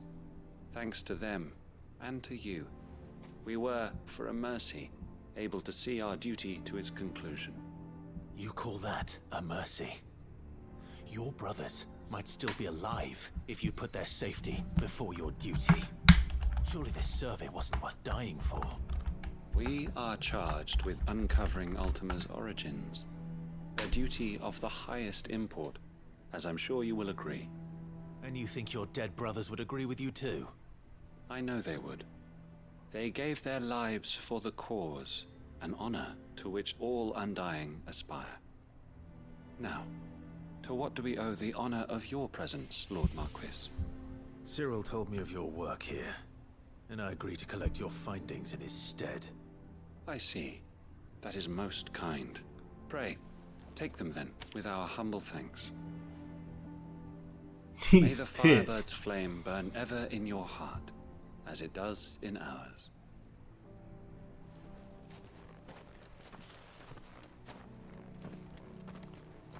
It's one thing to lay down your life for none.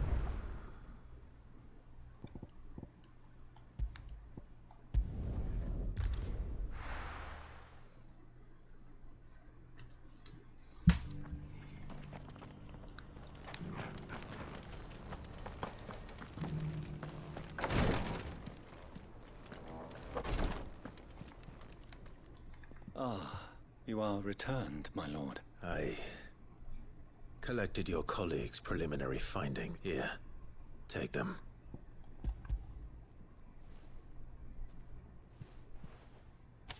My thanks.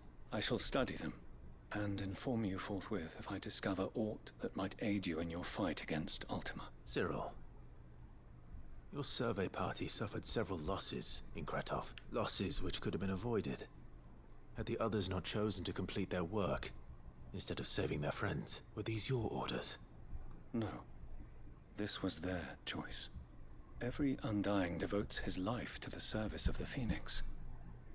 It is our sole duty, and should we die in discharging it, so be it. Even when death is avoidable. My lord, I fear that this is not a point over which it would be fruitful to argue. The Undying have served the Phoenix for countless generations, and your opinion of our methods, however earnest, is not like to change them. We live to serve the Phoenix. Our very order exists for that purpose, and that purpose alone. Cyril, I know that you and your brethren answer only to Joshua, but allow me to offer you a word of advice. It does not further the cause of the Phoenix to have his loyal followers surrender their lives without good reason. Provide your survey parties with an escort, that they might live to do their duty for years to come. Think not only of how you can serve the Phoenix, but how Joshua would want you to serve him. Please. For all our sakes. I thank you for your advice, my lord. If you will permit me to respond, our faith in his grace, Joshua Rossfield, is absolute. And we of the Undying will do what we believe is right to fulfill our duty unto him. As first shield to the Phoenix, I am sure you understand what it means to do one's duty. I do. Then we are of the same mind. And it is my hope that we may continue to do our duty together.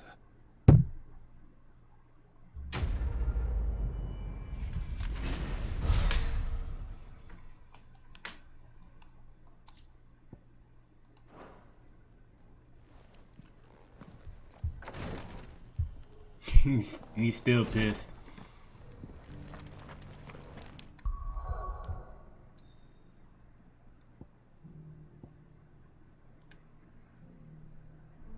Alright, Dragon. I'm gonna try one more. I'm gonna try it one time. Well, let's see.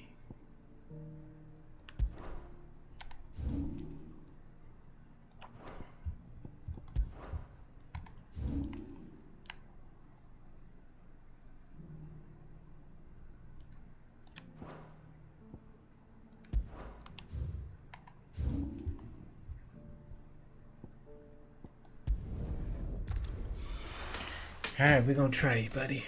We at 42.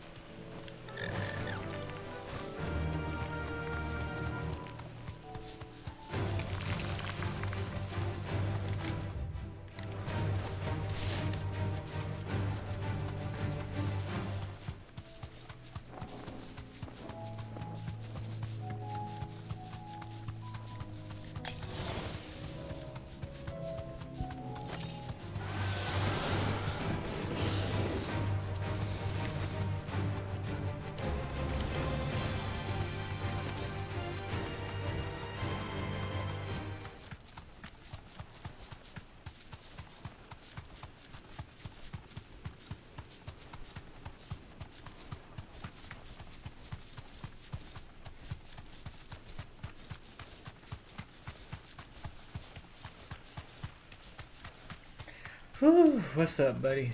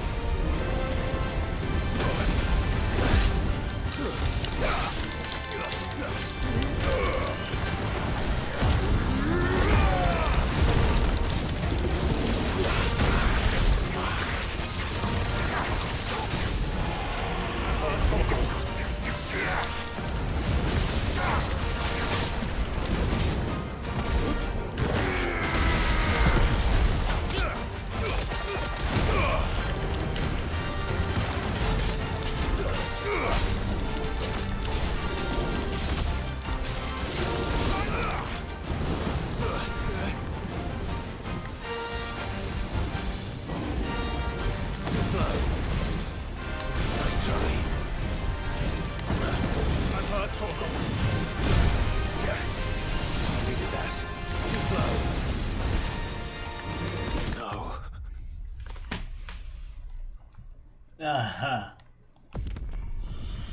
Yep. It's not working. Not yet.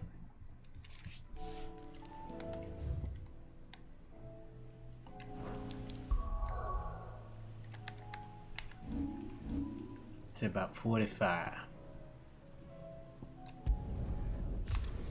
45-ish.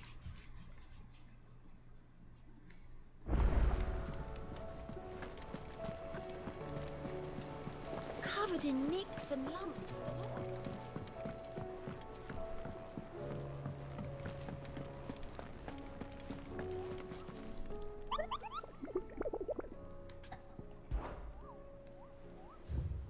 If I can get there before the game ends.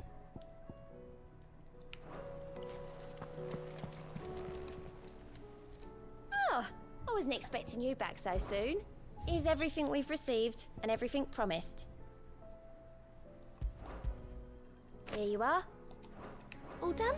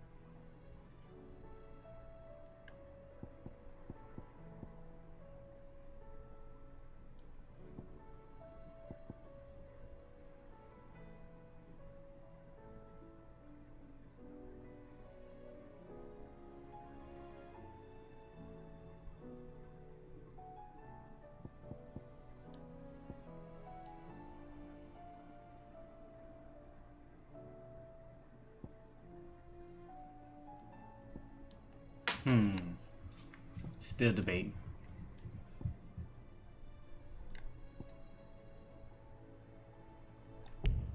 Need 4,000 on that one. Okay. Heard the bad news then, did you? What bad news? About Dravost. Blackthorn's old horn. With the forge and all that. Well, anyway, the mines just down the road from there are spewing out ether like no one's business. And the village? Safe from the flood for now, but they've got other problems. Akashic. Every creature in the area is either turned or on the way to turning, apparently. Zoltan and the others are living on borrowed time. They need help, and quick. Doris sent a few curse breakers to keep an eye on things, but there's only so much a couple of scouts can do. Except get eaten. If something ain't done soon, the old place will be overrun. I won't let that happen. Didn't think you would. Does Blackthorn know? I thought it might be better if he didn't. He'd only do something stupid. You reckon we should tell him? No. It's better this way. Yeah, well, I can't stand about knowing what's happening out there, so I'm off. I'll see you in Dravost.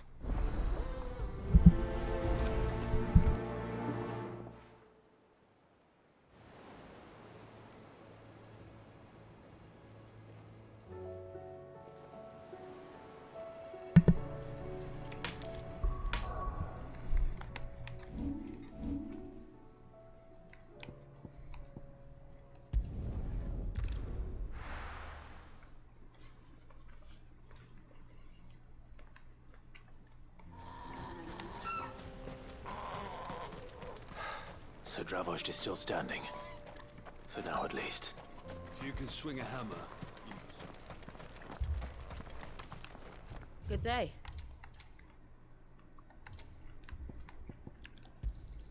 Certainly.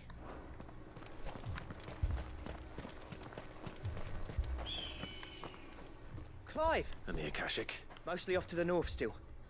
But I spoke to Doris's scouts and it turns out things are worse than I thought. There's swarms of them out there. Told old Snotty to be ready to seal the north gate. That should buy us some time if we need it. Enough for the villagers to barricade themselves inside their homes at least. Well done. Welcome back, Sid. I'd never have guessed, you know. Not if August hadn't let slip. Who'd have thought that the savior of Dravost would turn out to be the realm's most infamous outlaw? Keen to help us out again? I am. Thought you could sneak off without me, did you? Blackthorn. Oh, what are you doing here? One of the scouts couldn't keep his voice down, unlike my best mate who didn't think I deserved to know. Zoltan, how long's it been? Long enough for us two to turn into a pair of old codgers, I see. That your idea of an apology? Don't listen to him. You only did what you thought was best. For the village and that. I did, yeah. But that ain't the whole of it.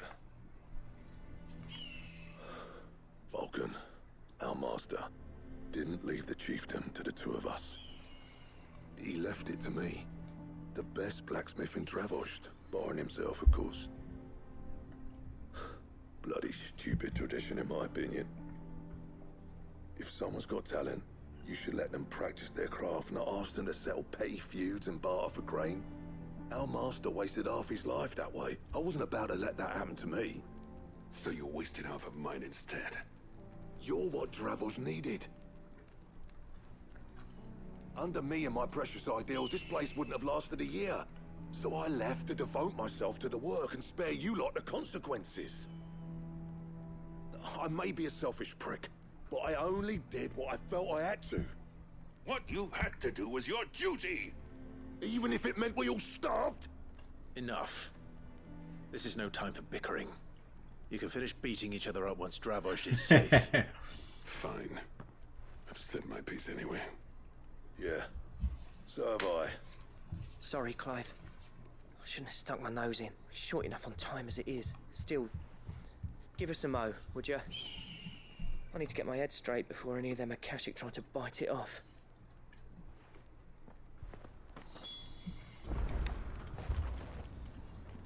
You, ready for the off, then? We can't afford to waste any more time. Right you are.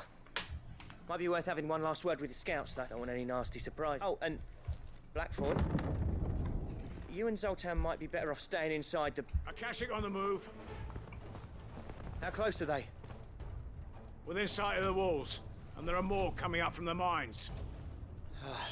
What was I saying about nasty surprises? They'll wash right over us if we stay out in the open. We're pulling back behind the gates. Good idea. Get yourselves inside, but keep your weapons handy. Understood.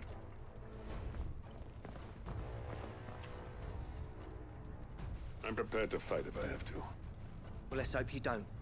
That's our job. Once the scouts are inside, order your men to barricade the gates.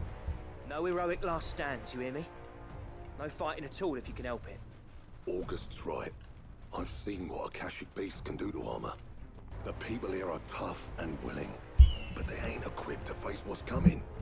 I'm going out there. Start work on the gate as soon as I've left. I'll give you as much time as I can. And if they kill you? You evacuate. But it won't come to that. I promise. You'd better be right. Take good care of Dravost till I get back. Leave it to me, and give those things what for, yeah? Quite.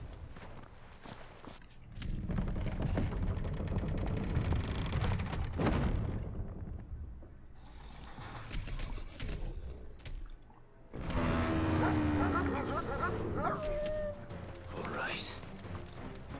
Which one of you's first?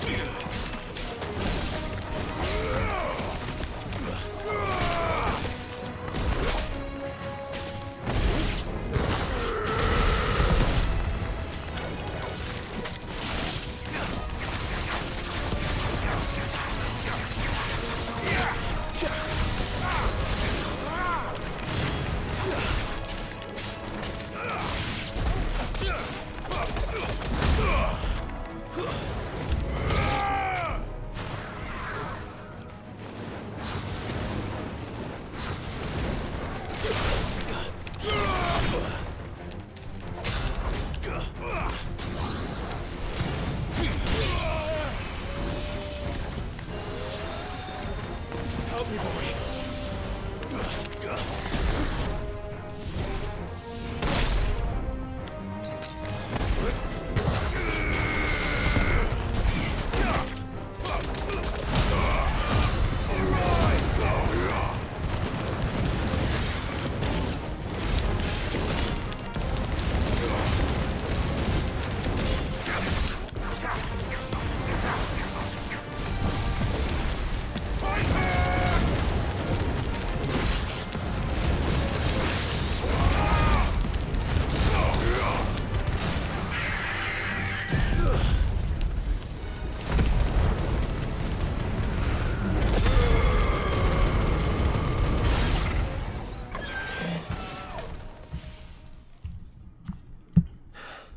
I love that shit. My dog just unleashes. Apparently not.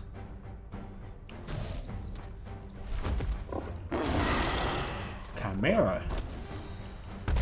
You're not getting past me.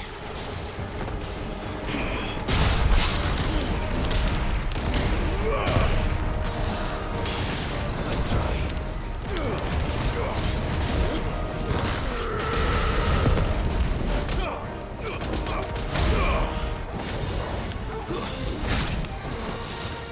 Needed that.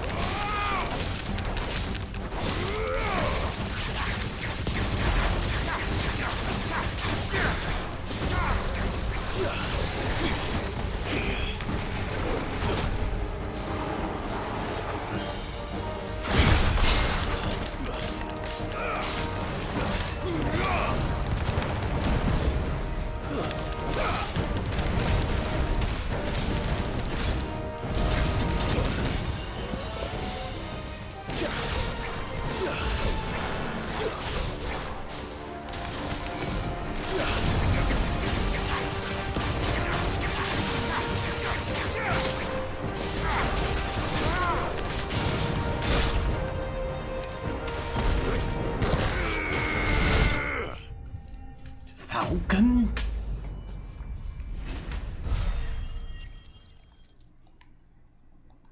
Good old Falcon punch.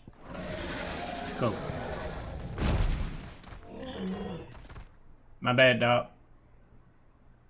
No, the question is, did I miss any?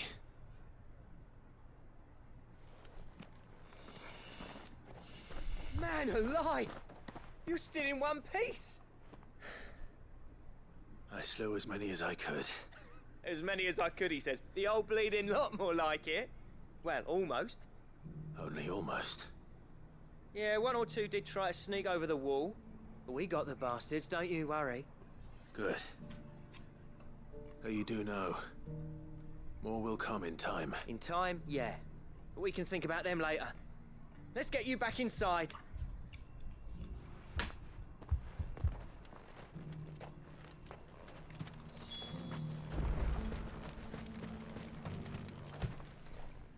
Sid! You're even more fearsome than your reputation. Enough to give those Akashic monsters nightmares. I almost felt sorry for the wretched things. But mostly, I felt grateful. Dravoged won't forget what you did today. I'm afraid I've only delayed the inevitable. There's no getting rid of that ether flood, meaning that any living thing which stumbles into those mines will end up clawing at your walls again. And that's if the flood don't spread. If it does, well, I hate to say it, but the village's days are numbered. That may be, but we're staying just the same. With ether floods springing up all over, it's no less safe than anywhere, and more importantly, it's our home. We'll fortify the gates to the north, and I'll see that they're guarded day and night. All right. Then we'll give you a hand shoring up those defenses. As for you, Blackthorn, that's twice you've turned up when Dravos needed you. So, thanks. I shouldn't have stayed away so long. And I shouldn't have left without talking it over with you first. Too bloody right you shouldn't. Though I doubt I'd have listened. I always envied you. How you made everything look so easy when, for me, it was anything but. You leaving gave me the perfect excuse to hate you. And from that day on, I never once stopped to wonder what it would have been like if you'd stayed. But what you said earlier, it was true. You'd have been the death of this place. Finally, something we can agree on. I hope you see the sense of it eventually. You kept this place alive. Alive, perhaps. Wealthy even, but Dravoged isn't what it once was. Our work used to be the pride of Dalmekia. Now, we churn out the same rubbish day after day because it's easy and turns a profit. It's not about the craft anymore. I wouldn't send my sons to war wearing the shit most of our smiths are making. I've kept working, honing my skills, trying to lead by example, but no one sees the point. The average castle apprentice has as much passion for the craft as our current lot. Come back to us, Blackthorn. Remind Dravoged what a true master blacksmith looks like. I'll even man those bellows of yours if it means we can work at the same forge again. That's a kind offer. Kinder than I deserve. I wish I could accept, but I'm needed elsewhere. There's people who trust their lives to my steel, and I daren't let them down. Fair enough. But that doesn't mean I couldn't visit from time to time. Let's see if we can't rekindle this town's passion for the craft, shall we? I'd like that. Just be sure to tell Snotty to let me in the next time I come calling, yeah? Knowing him, he'd let you in anyway. Blackthorn. The Master Smith turned outlaw, back in my good graces. I never thought I'd see the day.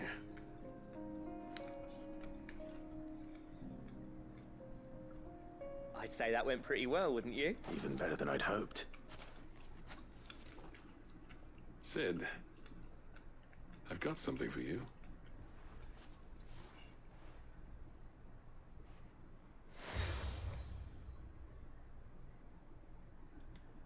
And this is? A token of our lasting gratitude. But I'm of a mind to make you a far grander gift. Designs for a certain sword have been passed down from chief to chief for generations. Now hold on, Zoltan. There's a reason no one's made that blade in centuries. There's not been a craftsman equal to the task. I'll admit your cinders make impressive steel, and I've learned to hone an edge Odin will be proud of. But the engravings on that thing are enough to make a jeweler cry. And they're not just for show, either. Have you forgotten what brought you back to Dravoged in the first place? A certain ring? I knew I'd never surpass you with the hammer and tongs. So I turned my hand to a different kind of metalwork. Between the two of us, I'd say we're the equal of any master craftsman ever to have graced a forge.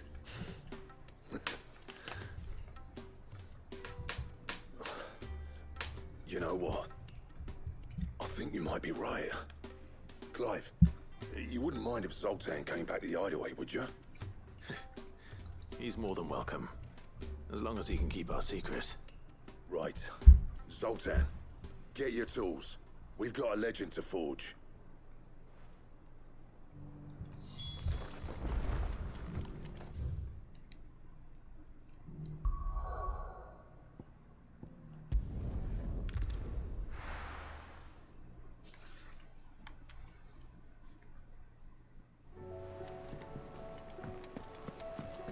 Come back.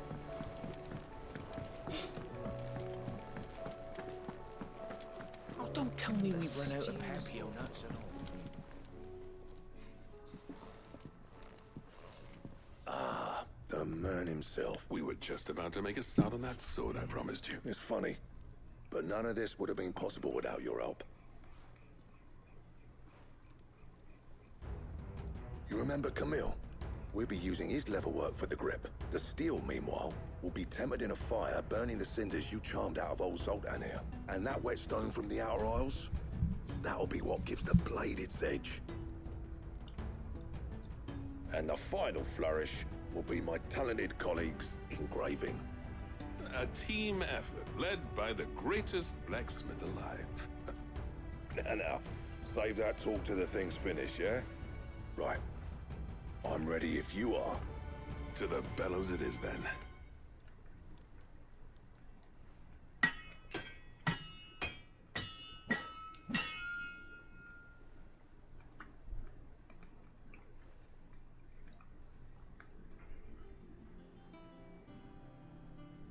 Well, bugger me. We actually did it. Woohoo! The sword to end all swords. Ragnarok. It's quite something. I trust you'll take good care of it. Thank you. Yeah, give him that sword. Both of you. Give him that right now. Does this make you pair the greatest craftsman alive, then? This? Nah. This was just following the footsteps of the greats of old. It'll take more than that to earn us our place in history, but we're up for the challenge. Here. A list of materials. Zoltan and I got talking on the long road back from Dravozd. We reckon with those items there, we could craft something even better than the Ragnarok. Something worthy of a legendary outlaw like yourself. That's a weapon I'd like to see. You leave this list with me. I was hoping you'd say that. One legend at a time, eh, lads? Before you start on the next, who fancies raising a cup to Friendship Reforged? Good idea. No more drinking to forget my past. It's about time I had something to celebrate. Then tap the kegs! Vulcan's boys are on their way!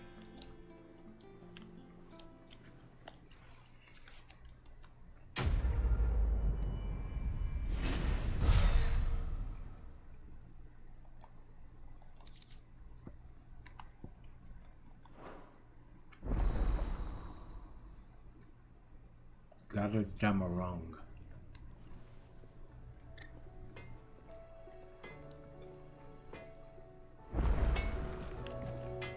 Trouble with your gear, or...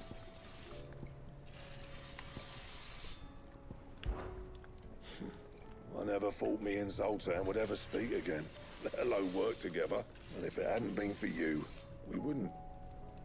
You've been a good friend to me, Clive. The best.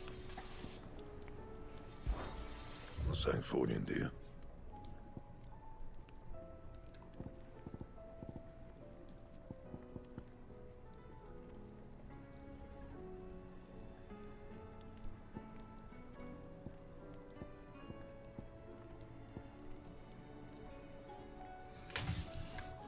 Dark Steel, Primitive Battle, Battle Horn, Oracle,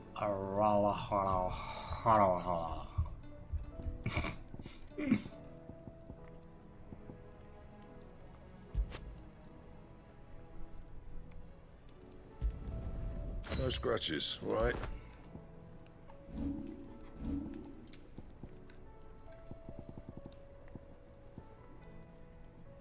Stone tongue. Stained loincloth.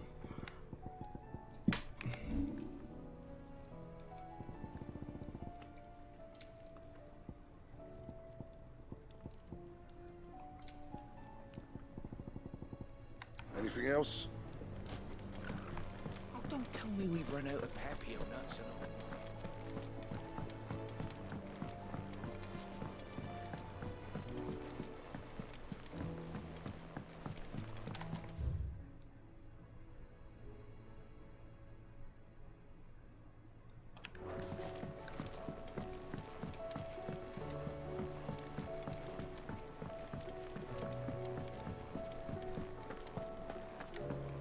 What do you recommend? A share.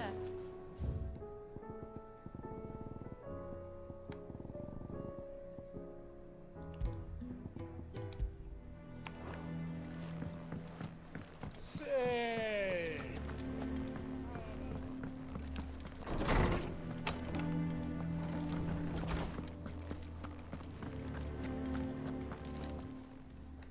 Good morrow to you, my friend.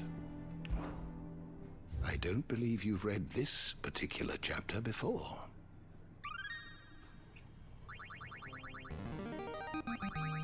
Now this, I believe you will find most interesting.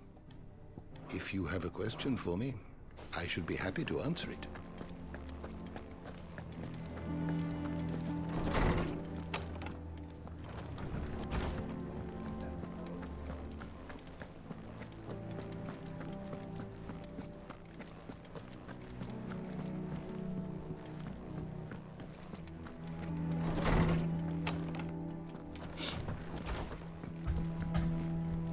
It's getting full out here.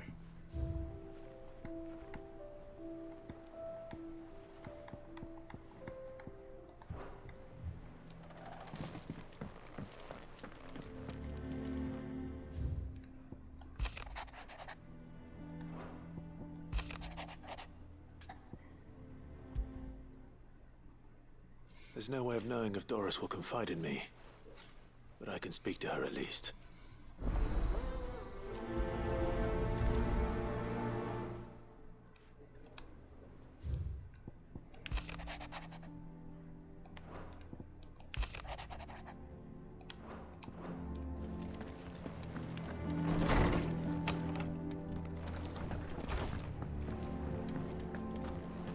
The stew's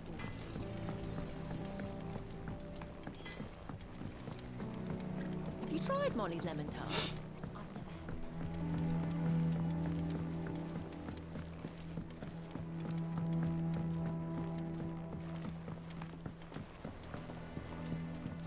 Canva lost? It can't be true. I'm so Miss, can we read Miss Editor's story for our lesson today?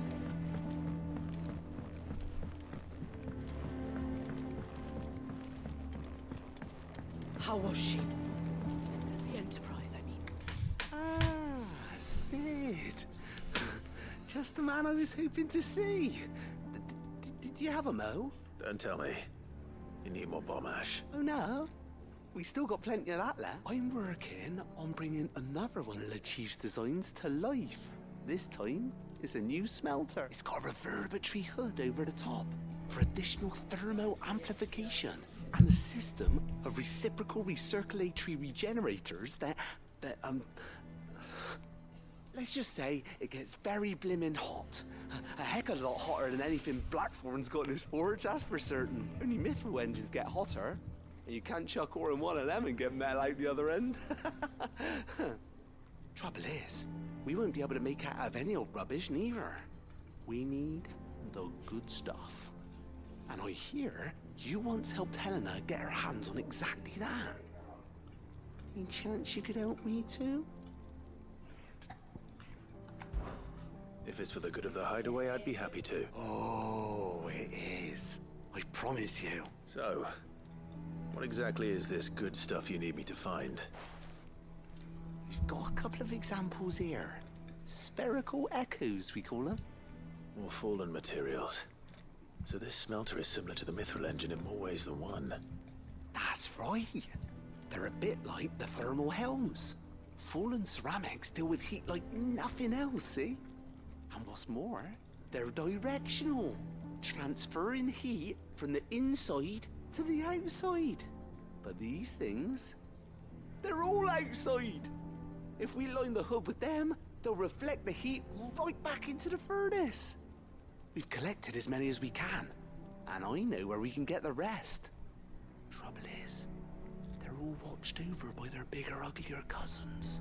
So you want me to visit some ruins, destroy some echoes, and bring back the spheres they're guarding?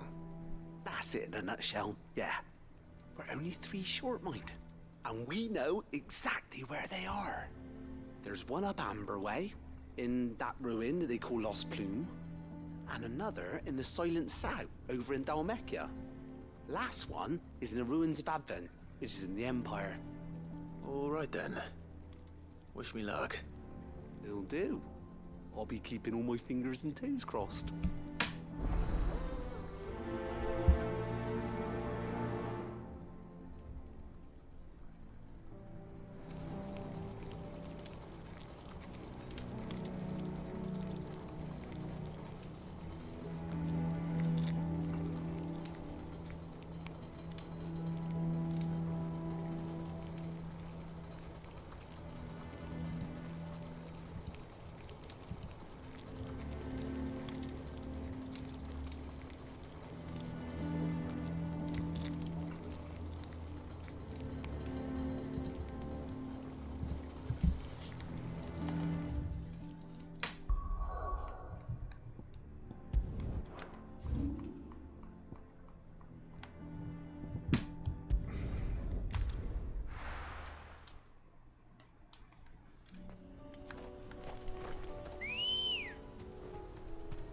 Let's go, Choco. Ready, go? Fly, Ambrosia.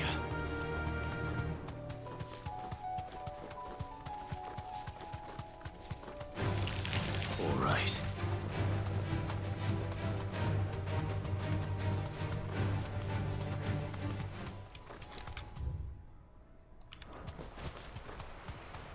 Damn it. The whole village has turned. No need to ride from here.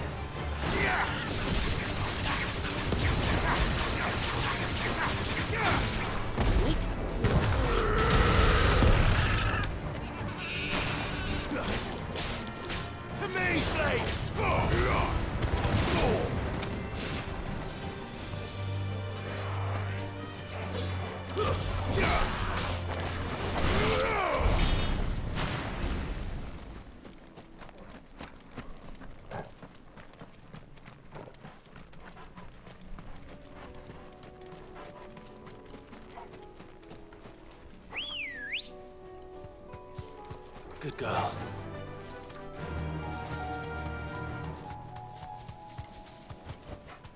That'll do, girl.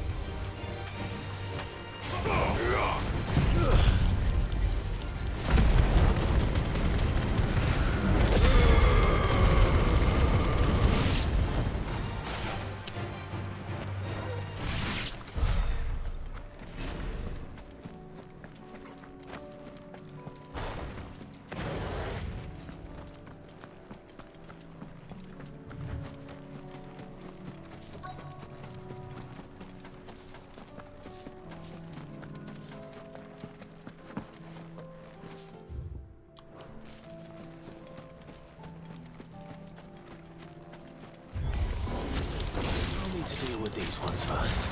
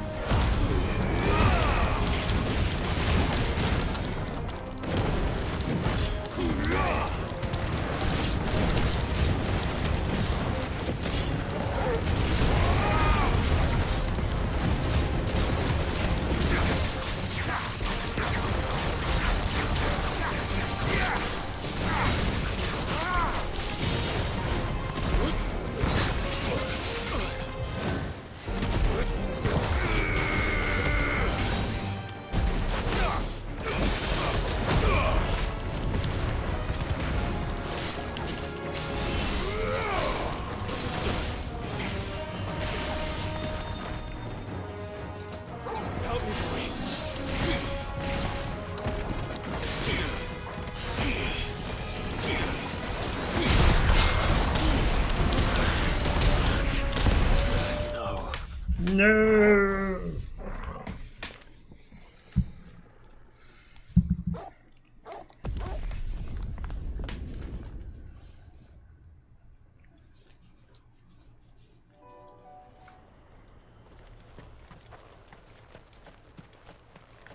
The fuck?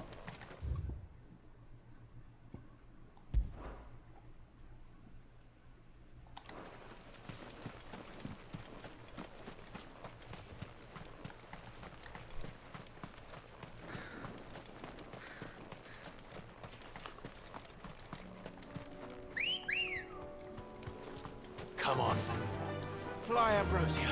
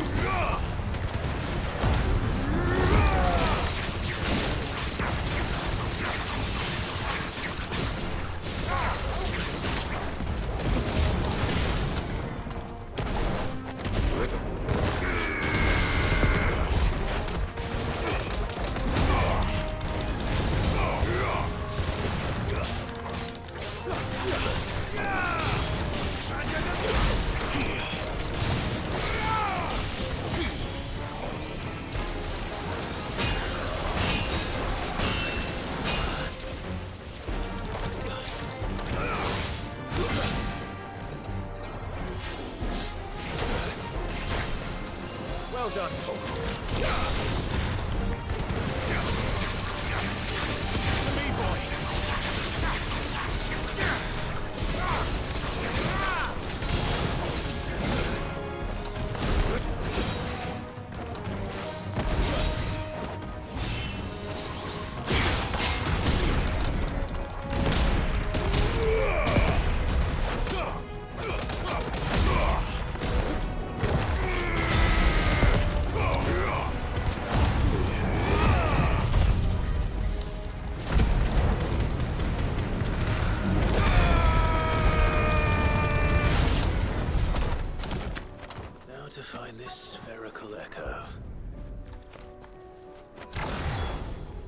was it. Right then.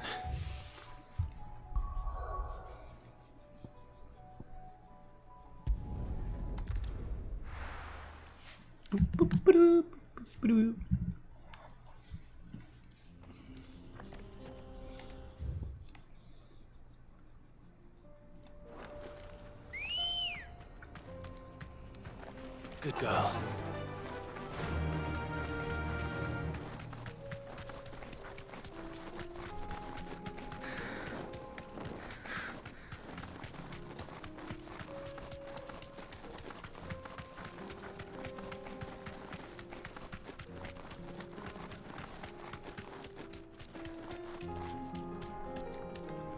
Thanks, girl.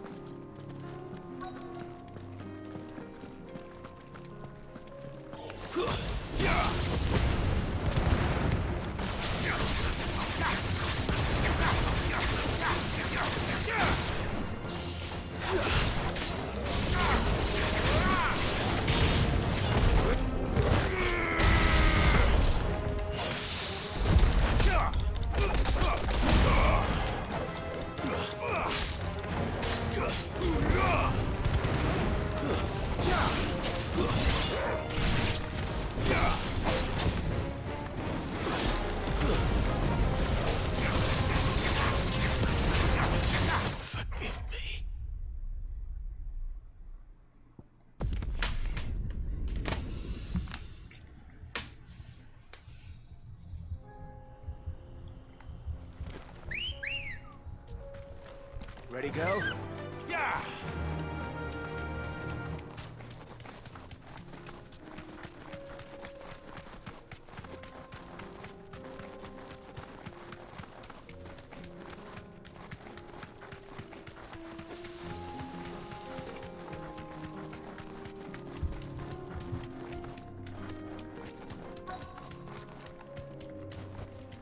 Straight home now.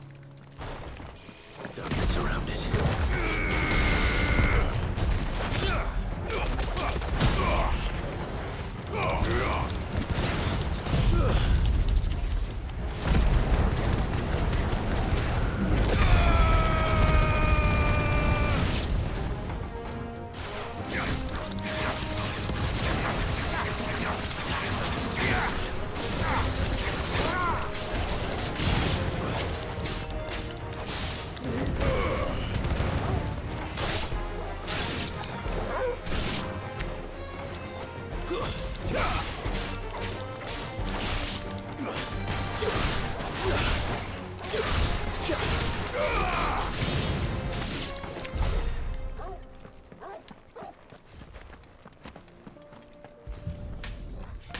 Thank you.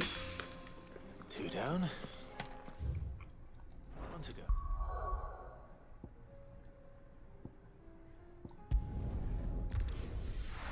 On to the next.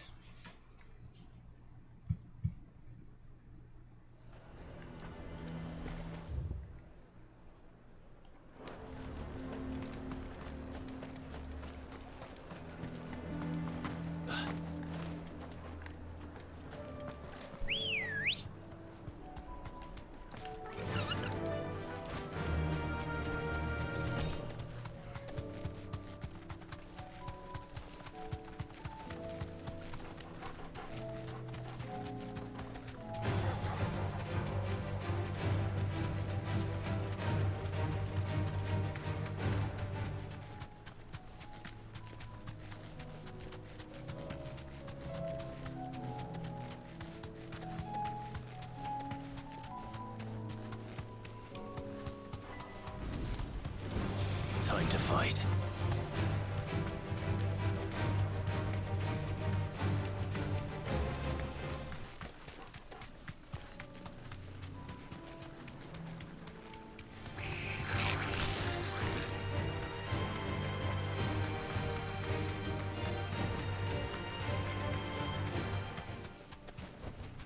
I can walk from here.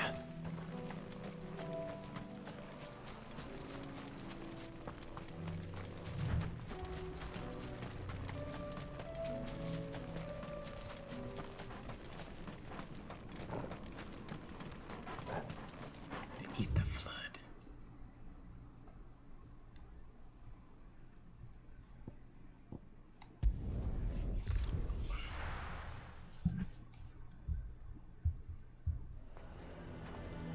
Wanted to see one last time.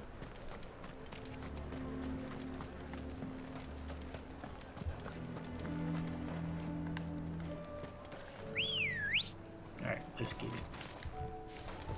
Good girl.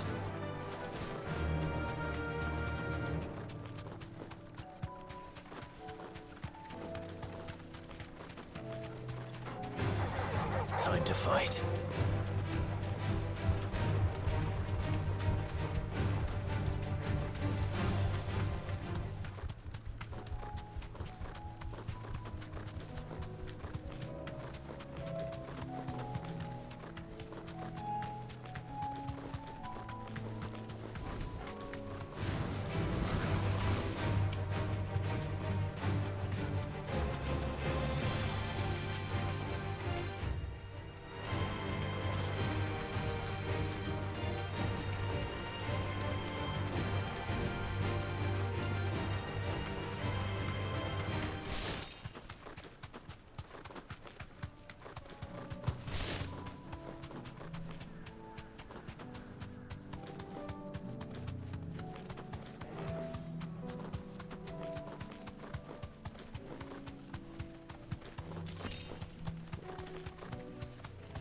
This might take a while.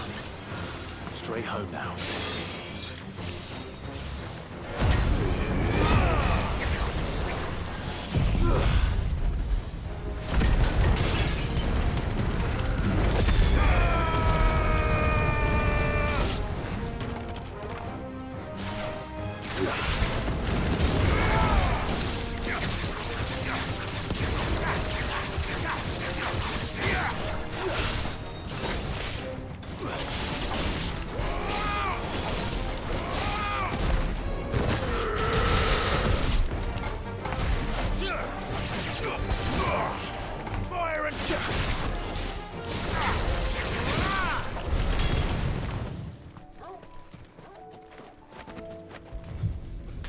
Get it. That's all of them. Owain can uncross his toes now.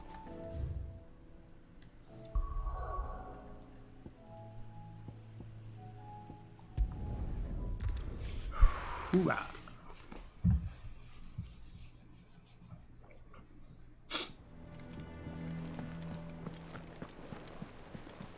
Covered in nicks and lumps.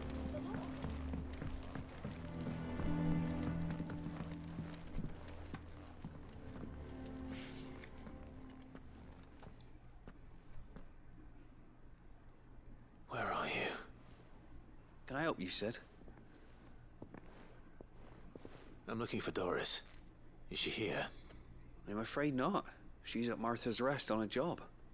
My job, actually. When she heard what the mission was, she insisted on going herself. Alone. Did she? What was the mission? Following up on some new information.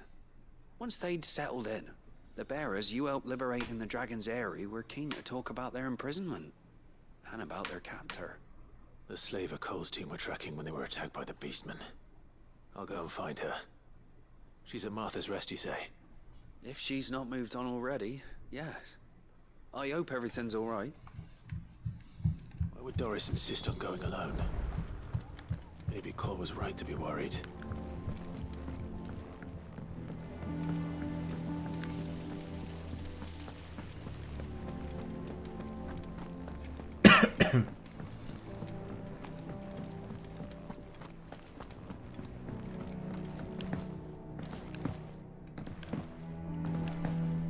How was she? The Enterprise, I mean. Ah, Sid. Wasn't expecting you back so soon, sir. Good, thankfully. Oh.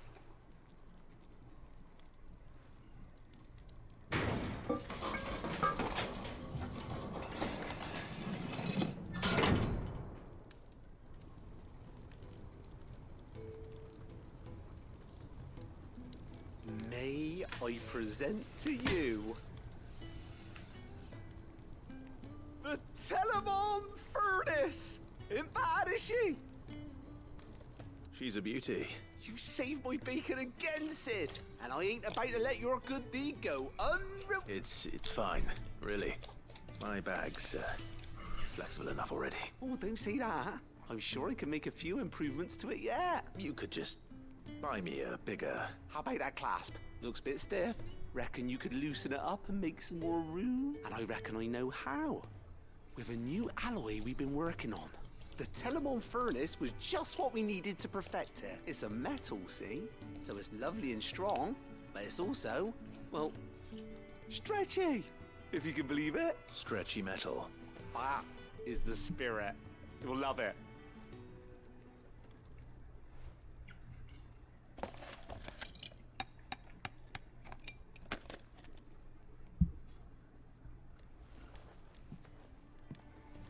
So, what do you reckon? It's actually quite ingenious. Thank you, Owain. Shh, don't mention it. You earned it. And I wanted to get some practice in using that metal anyway. Reckon we'll have all kinds of uses for it around the hideaway. Can't think of any right now, but that's our job, innit? Dreaming up new ways to make life easier around here. Maybe even out there, too. One day, the whole world's gonna know about the inventions you've helped us put together. That bag of yours will be the first of many. You mark my words. They'll hardly believe their eyes, I'm sure.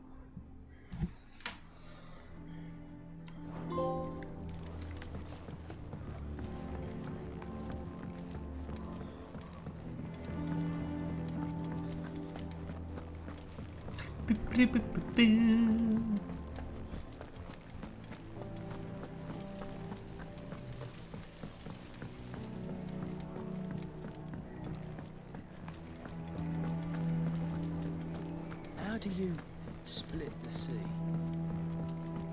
Well, you know, you just get your sword and, you know, the power of a dominant, your Odin, and you just fucking slice down. Oh, don't tell me you've run out of pep here. Clive. Going purse weighing you down. It'd better all be here. You're rubbing me blind, you know. It'd better all be here. You're rubbing me blind, you know. It'd better all be here.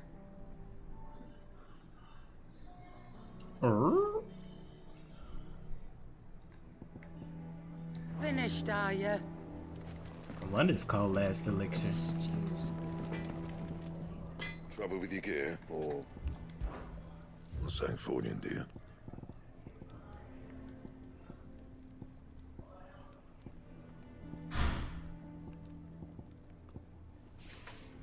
Gadamaranga. I need a Orlick.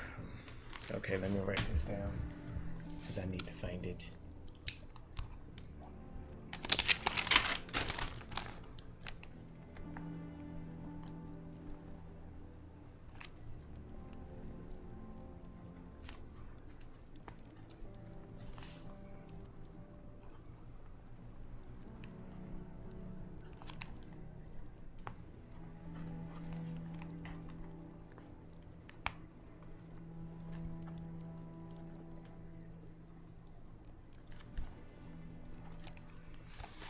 Okay.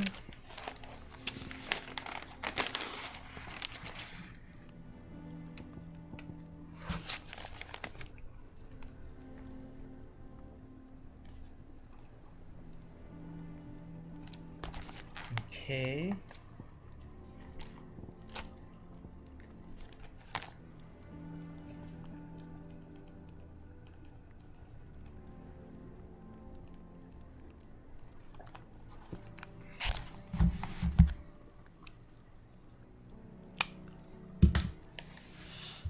Got it. Fine. Alright, research.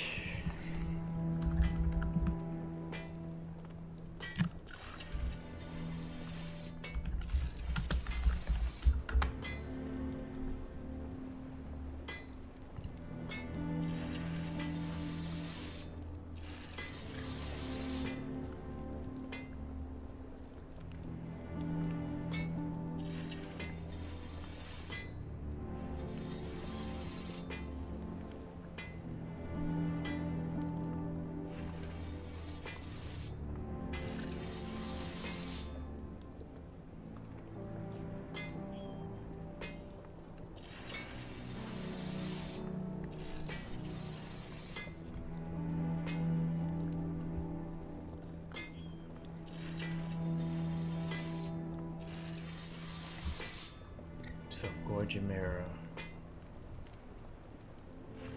Behemoth King, so those S tiers. So those are bounties.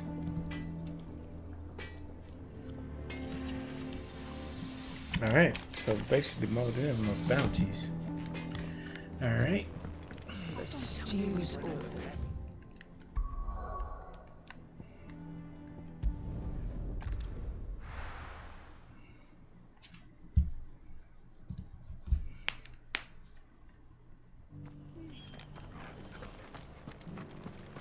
Doris should be somewhere nearby. Assuming she's still here. Just because the heavens have gone to... Anything catch your eye?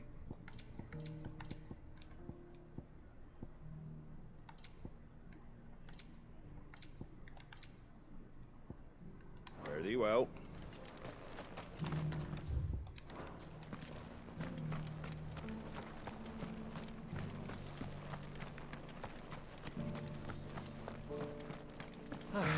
Nearly done.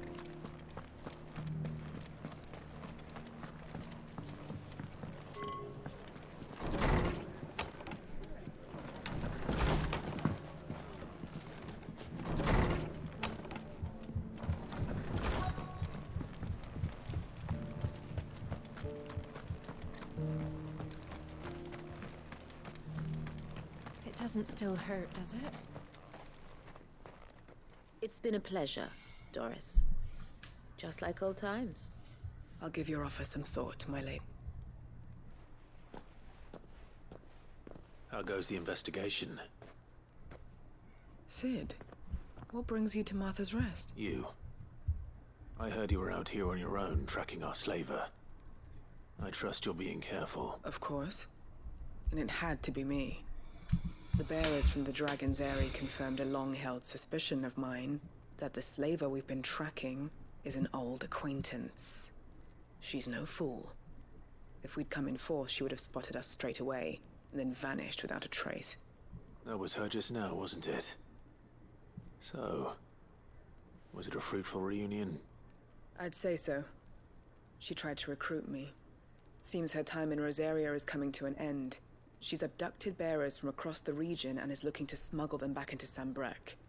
After her brush with those beastmen on the road to Northreach, she hired herself an Imperial escort, which she wants me to join. She's dangerous, Sid, but I think I can stop her. Then I'm going with you. I'll take care of the escort. You can see the bearers to safety. Where are they? The Baum Archers, soon to break camp. You go on ahead. I'll follow once I've sent word back to the hideaway.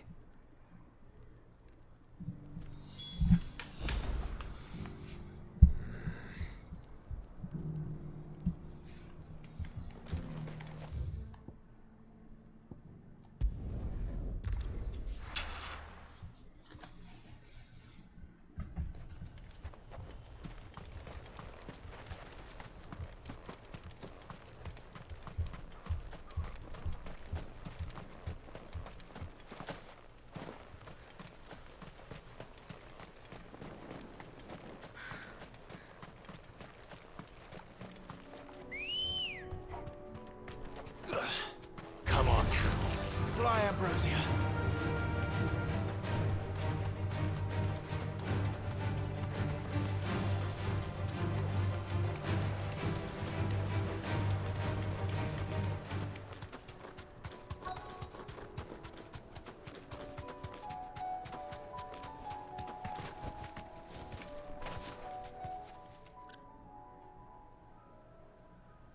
Good. They haven't broken camp yet. How did Doris come to know a slaver, I wonder? We've waited long enough. She's not coming. Ready the bearers. We're leaving. Back to civilization, is it, Mom? With all haste. Lest any of you lackwits start talking like these feckless bumpkins. I presume your men are ready. We've suffered too many delays as it is. Any more and I'll be docking your pay. Yes, Mom. Oh, but before you go, it appears we have company. Kill him. Why are you You're running? welcome to try.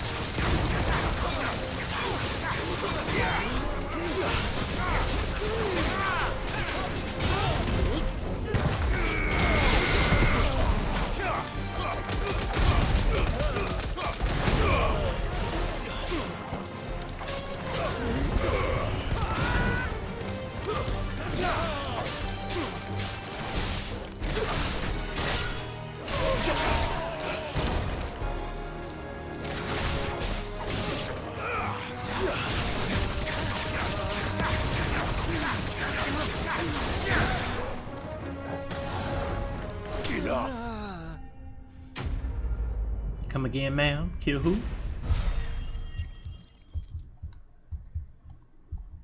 I beg to differ.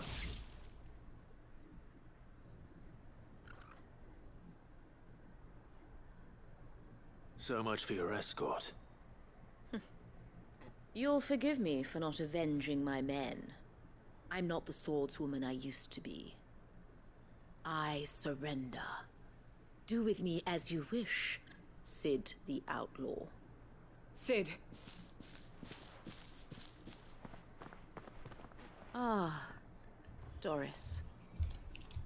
I take it you're not here to rescue me from our brooding renegade. You know, I always wondered where you'd vanished to, but casting your lot with this criminal of all people. Better fighting for a cause than killing for coin. I'm sorry, Sid. I should have told you sooner. This woman, my former master, once trained bearer children to be weapons in service of the highest bidder. She raised me like a daughter, and I did terrible things to earn her favor. It wasn't all terrible, surely.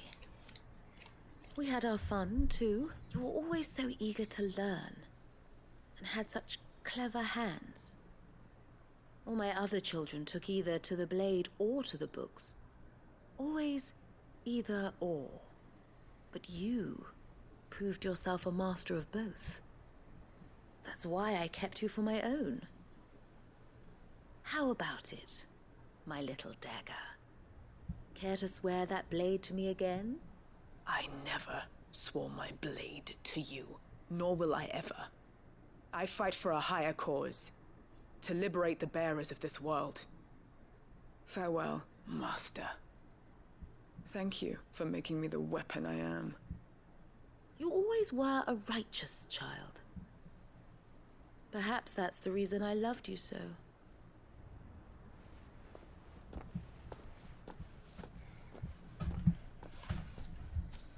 What do you want to do with her? I am not the killer she wanted me to be. Not anymore. And she no longer has friends in high places. The Dame does, though. Her connections at the Imperial Court will see that justice is done. All right. If you're certain. I am. And thank you for everything. Now, I better let these bearers know that they're safe.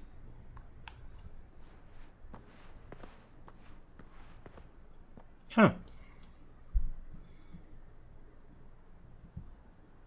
And I should head back to the hideaway and put Cole's mind at ease.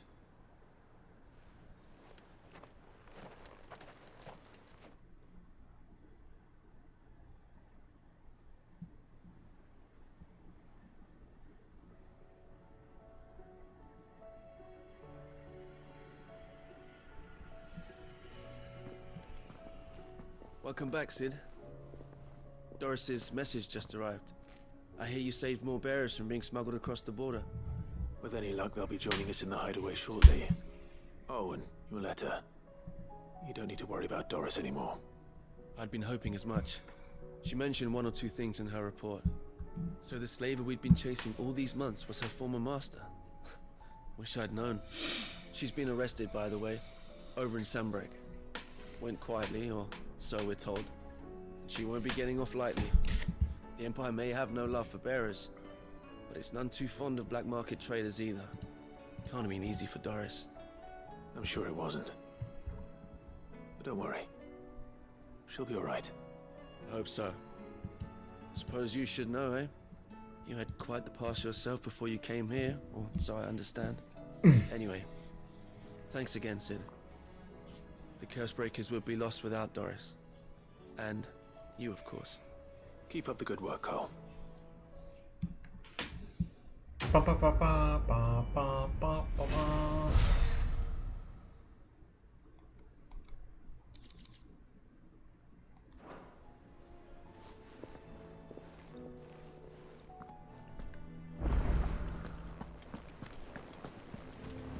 Covered in nicks and lumps, the lot of them.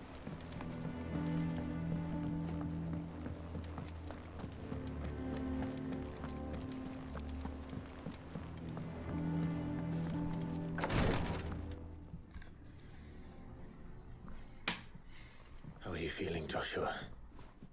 Better than I was. But not nearly as well as you should be. Your cuts and burns may have healed, but your body still bears the burden of every spell cast. And what would you have had me do? It was no ordinary foe we faced. It was the Warden of Darkness. Yet still, it was not enough. The king could have ended me at any moment, but instead chose to toy with me like a curl does a mouse. You underestimate yourself. Oh, it was crystal clear. Only one man established his dominance that day, and that man was Barnabas. I'm sorry, brother. That was ill-spoken. It's just, I have never felt so powerless. And when so many are looking to us for strength, perhaps the prince feels the same.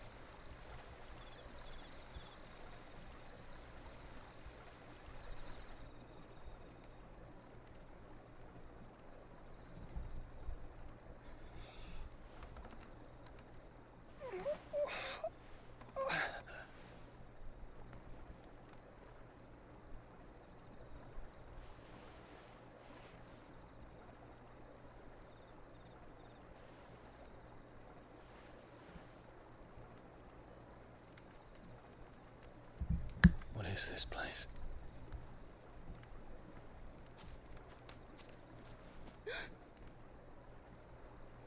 Don't move.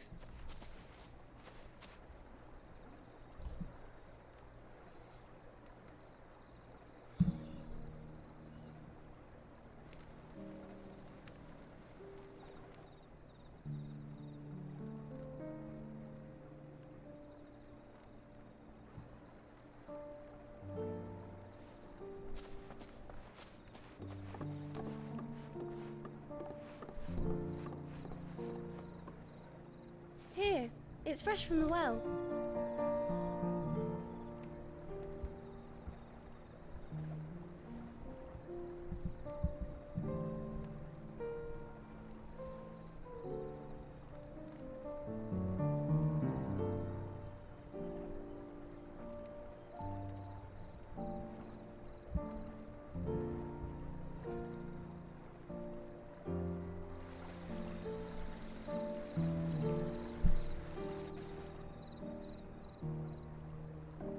Grandmother told me spirits sometimes get lost, and that the lanterns guide them to their proper place.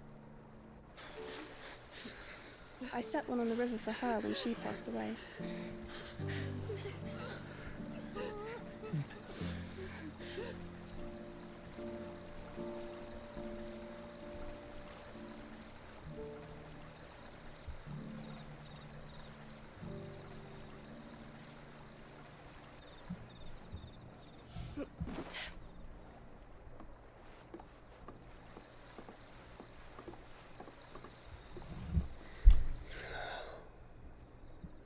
The fiend works from the shadows.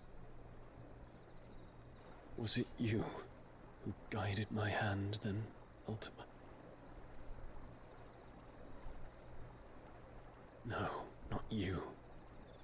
This is my doing, my fault, my sin to bear. And for it, I must atone. Your hurts are healing nicely. It was my poultices that saw you well. You make them? And sell them, or try to. Earns me enough for bread, most days. Forgive me. I have nothing to... I know, but I couldn't just leave you lying there.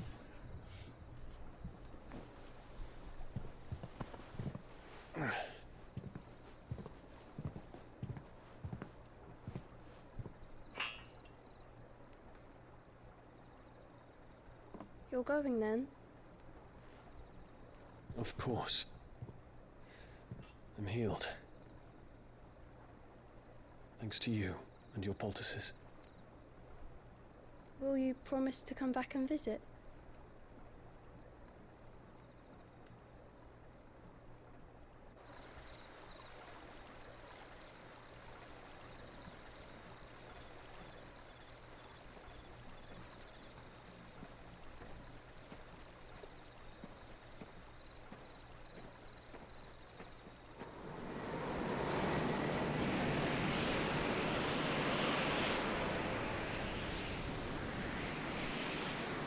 Well, Phoenix, it would seem that I owe you my wings.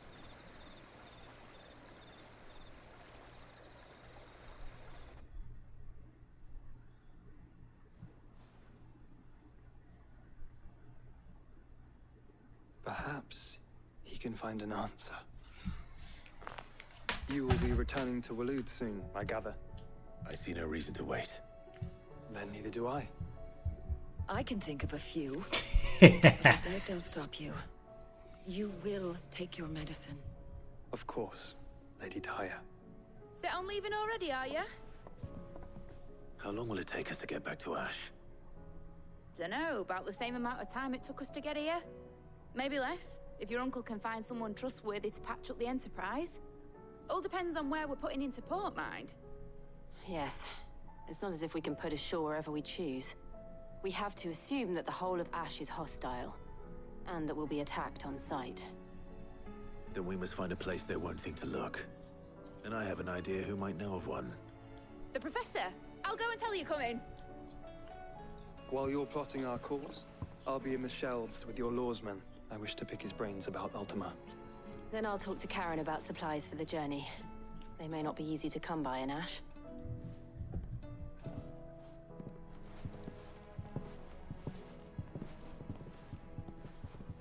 Your brother's body won't take much more of this recklessness. You know that, don't you? I do.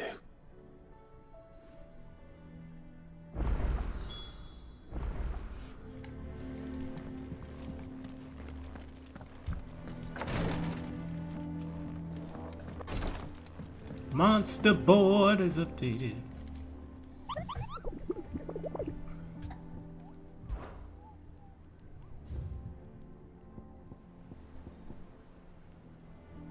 The tricephalic.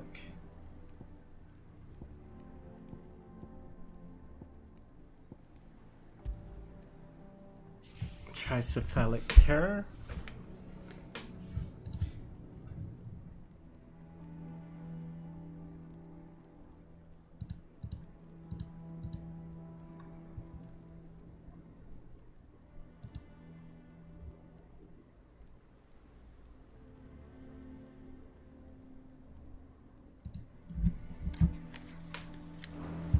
Alright, this will be the last one if I could take him out.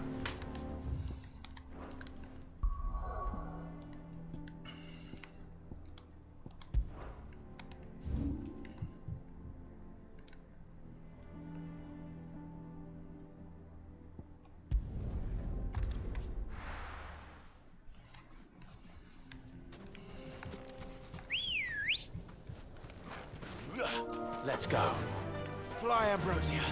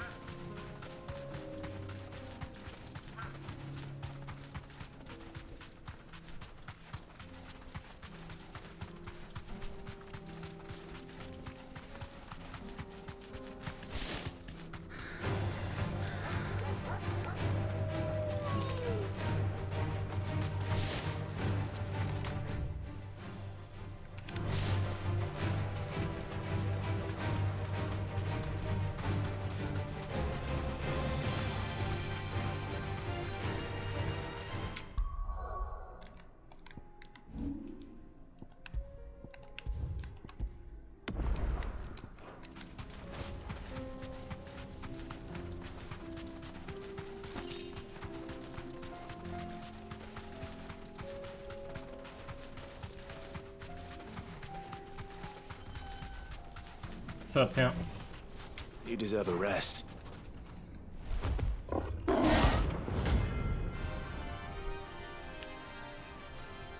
MadeMenMelo. I beat your cousin last time. We're not gonna outrun this one. Stay close, Torwal.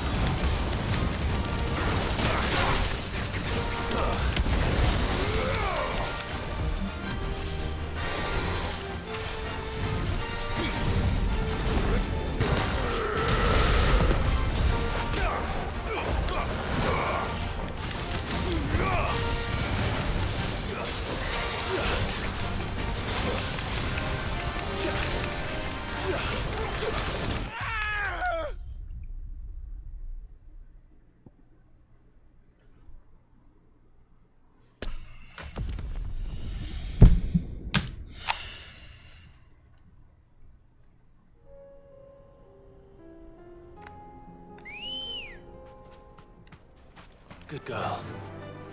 Faster!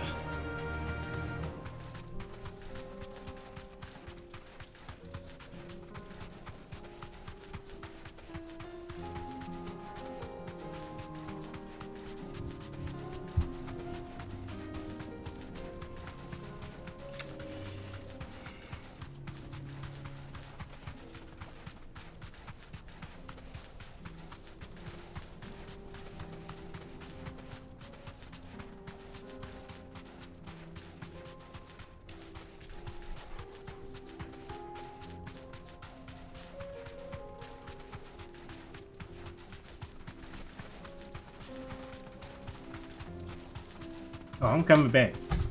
This is a fucking rematch.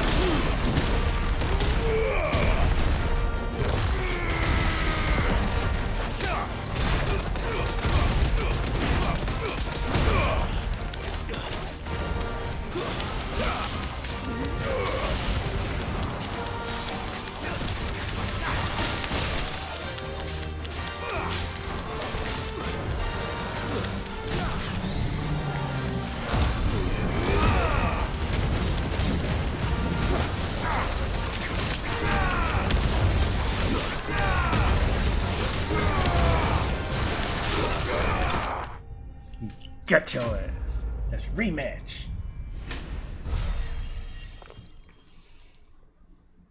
Take me to 43, damn it.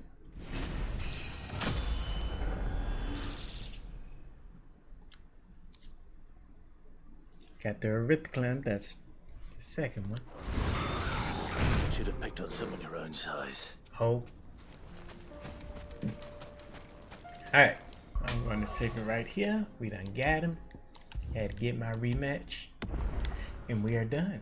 I appreciate you guys. You guys have a wonderful, wonderful day.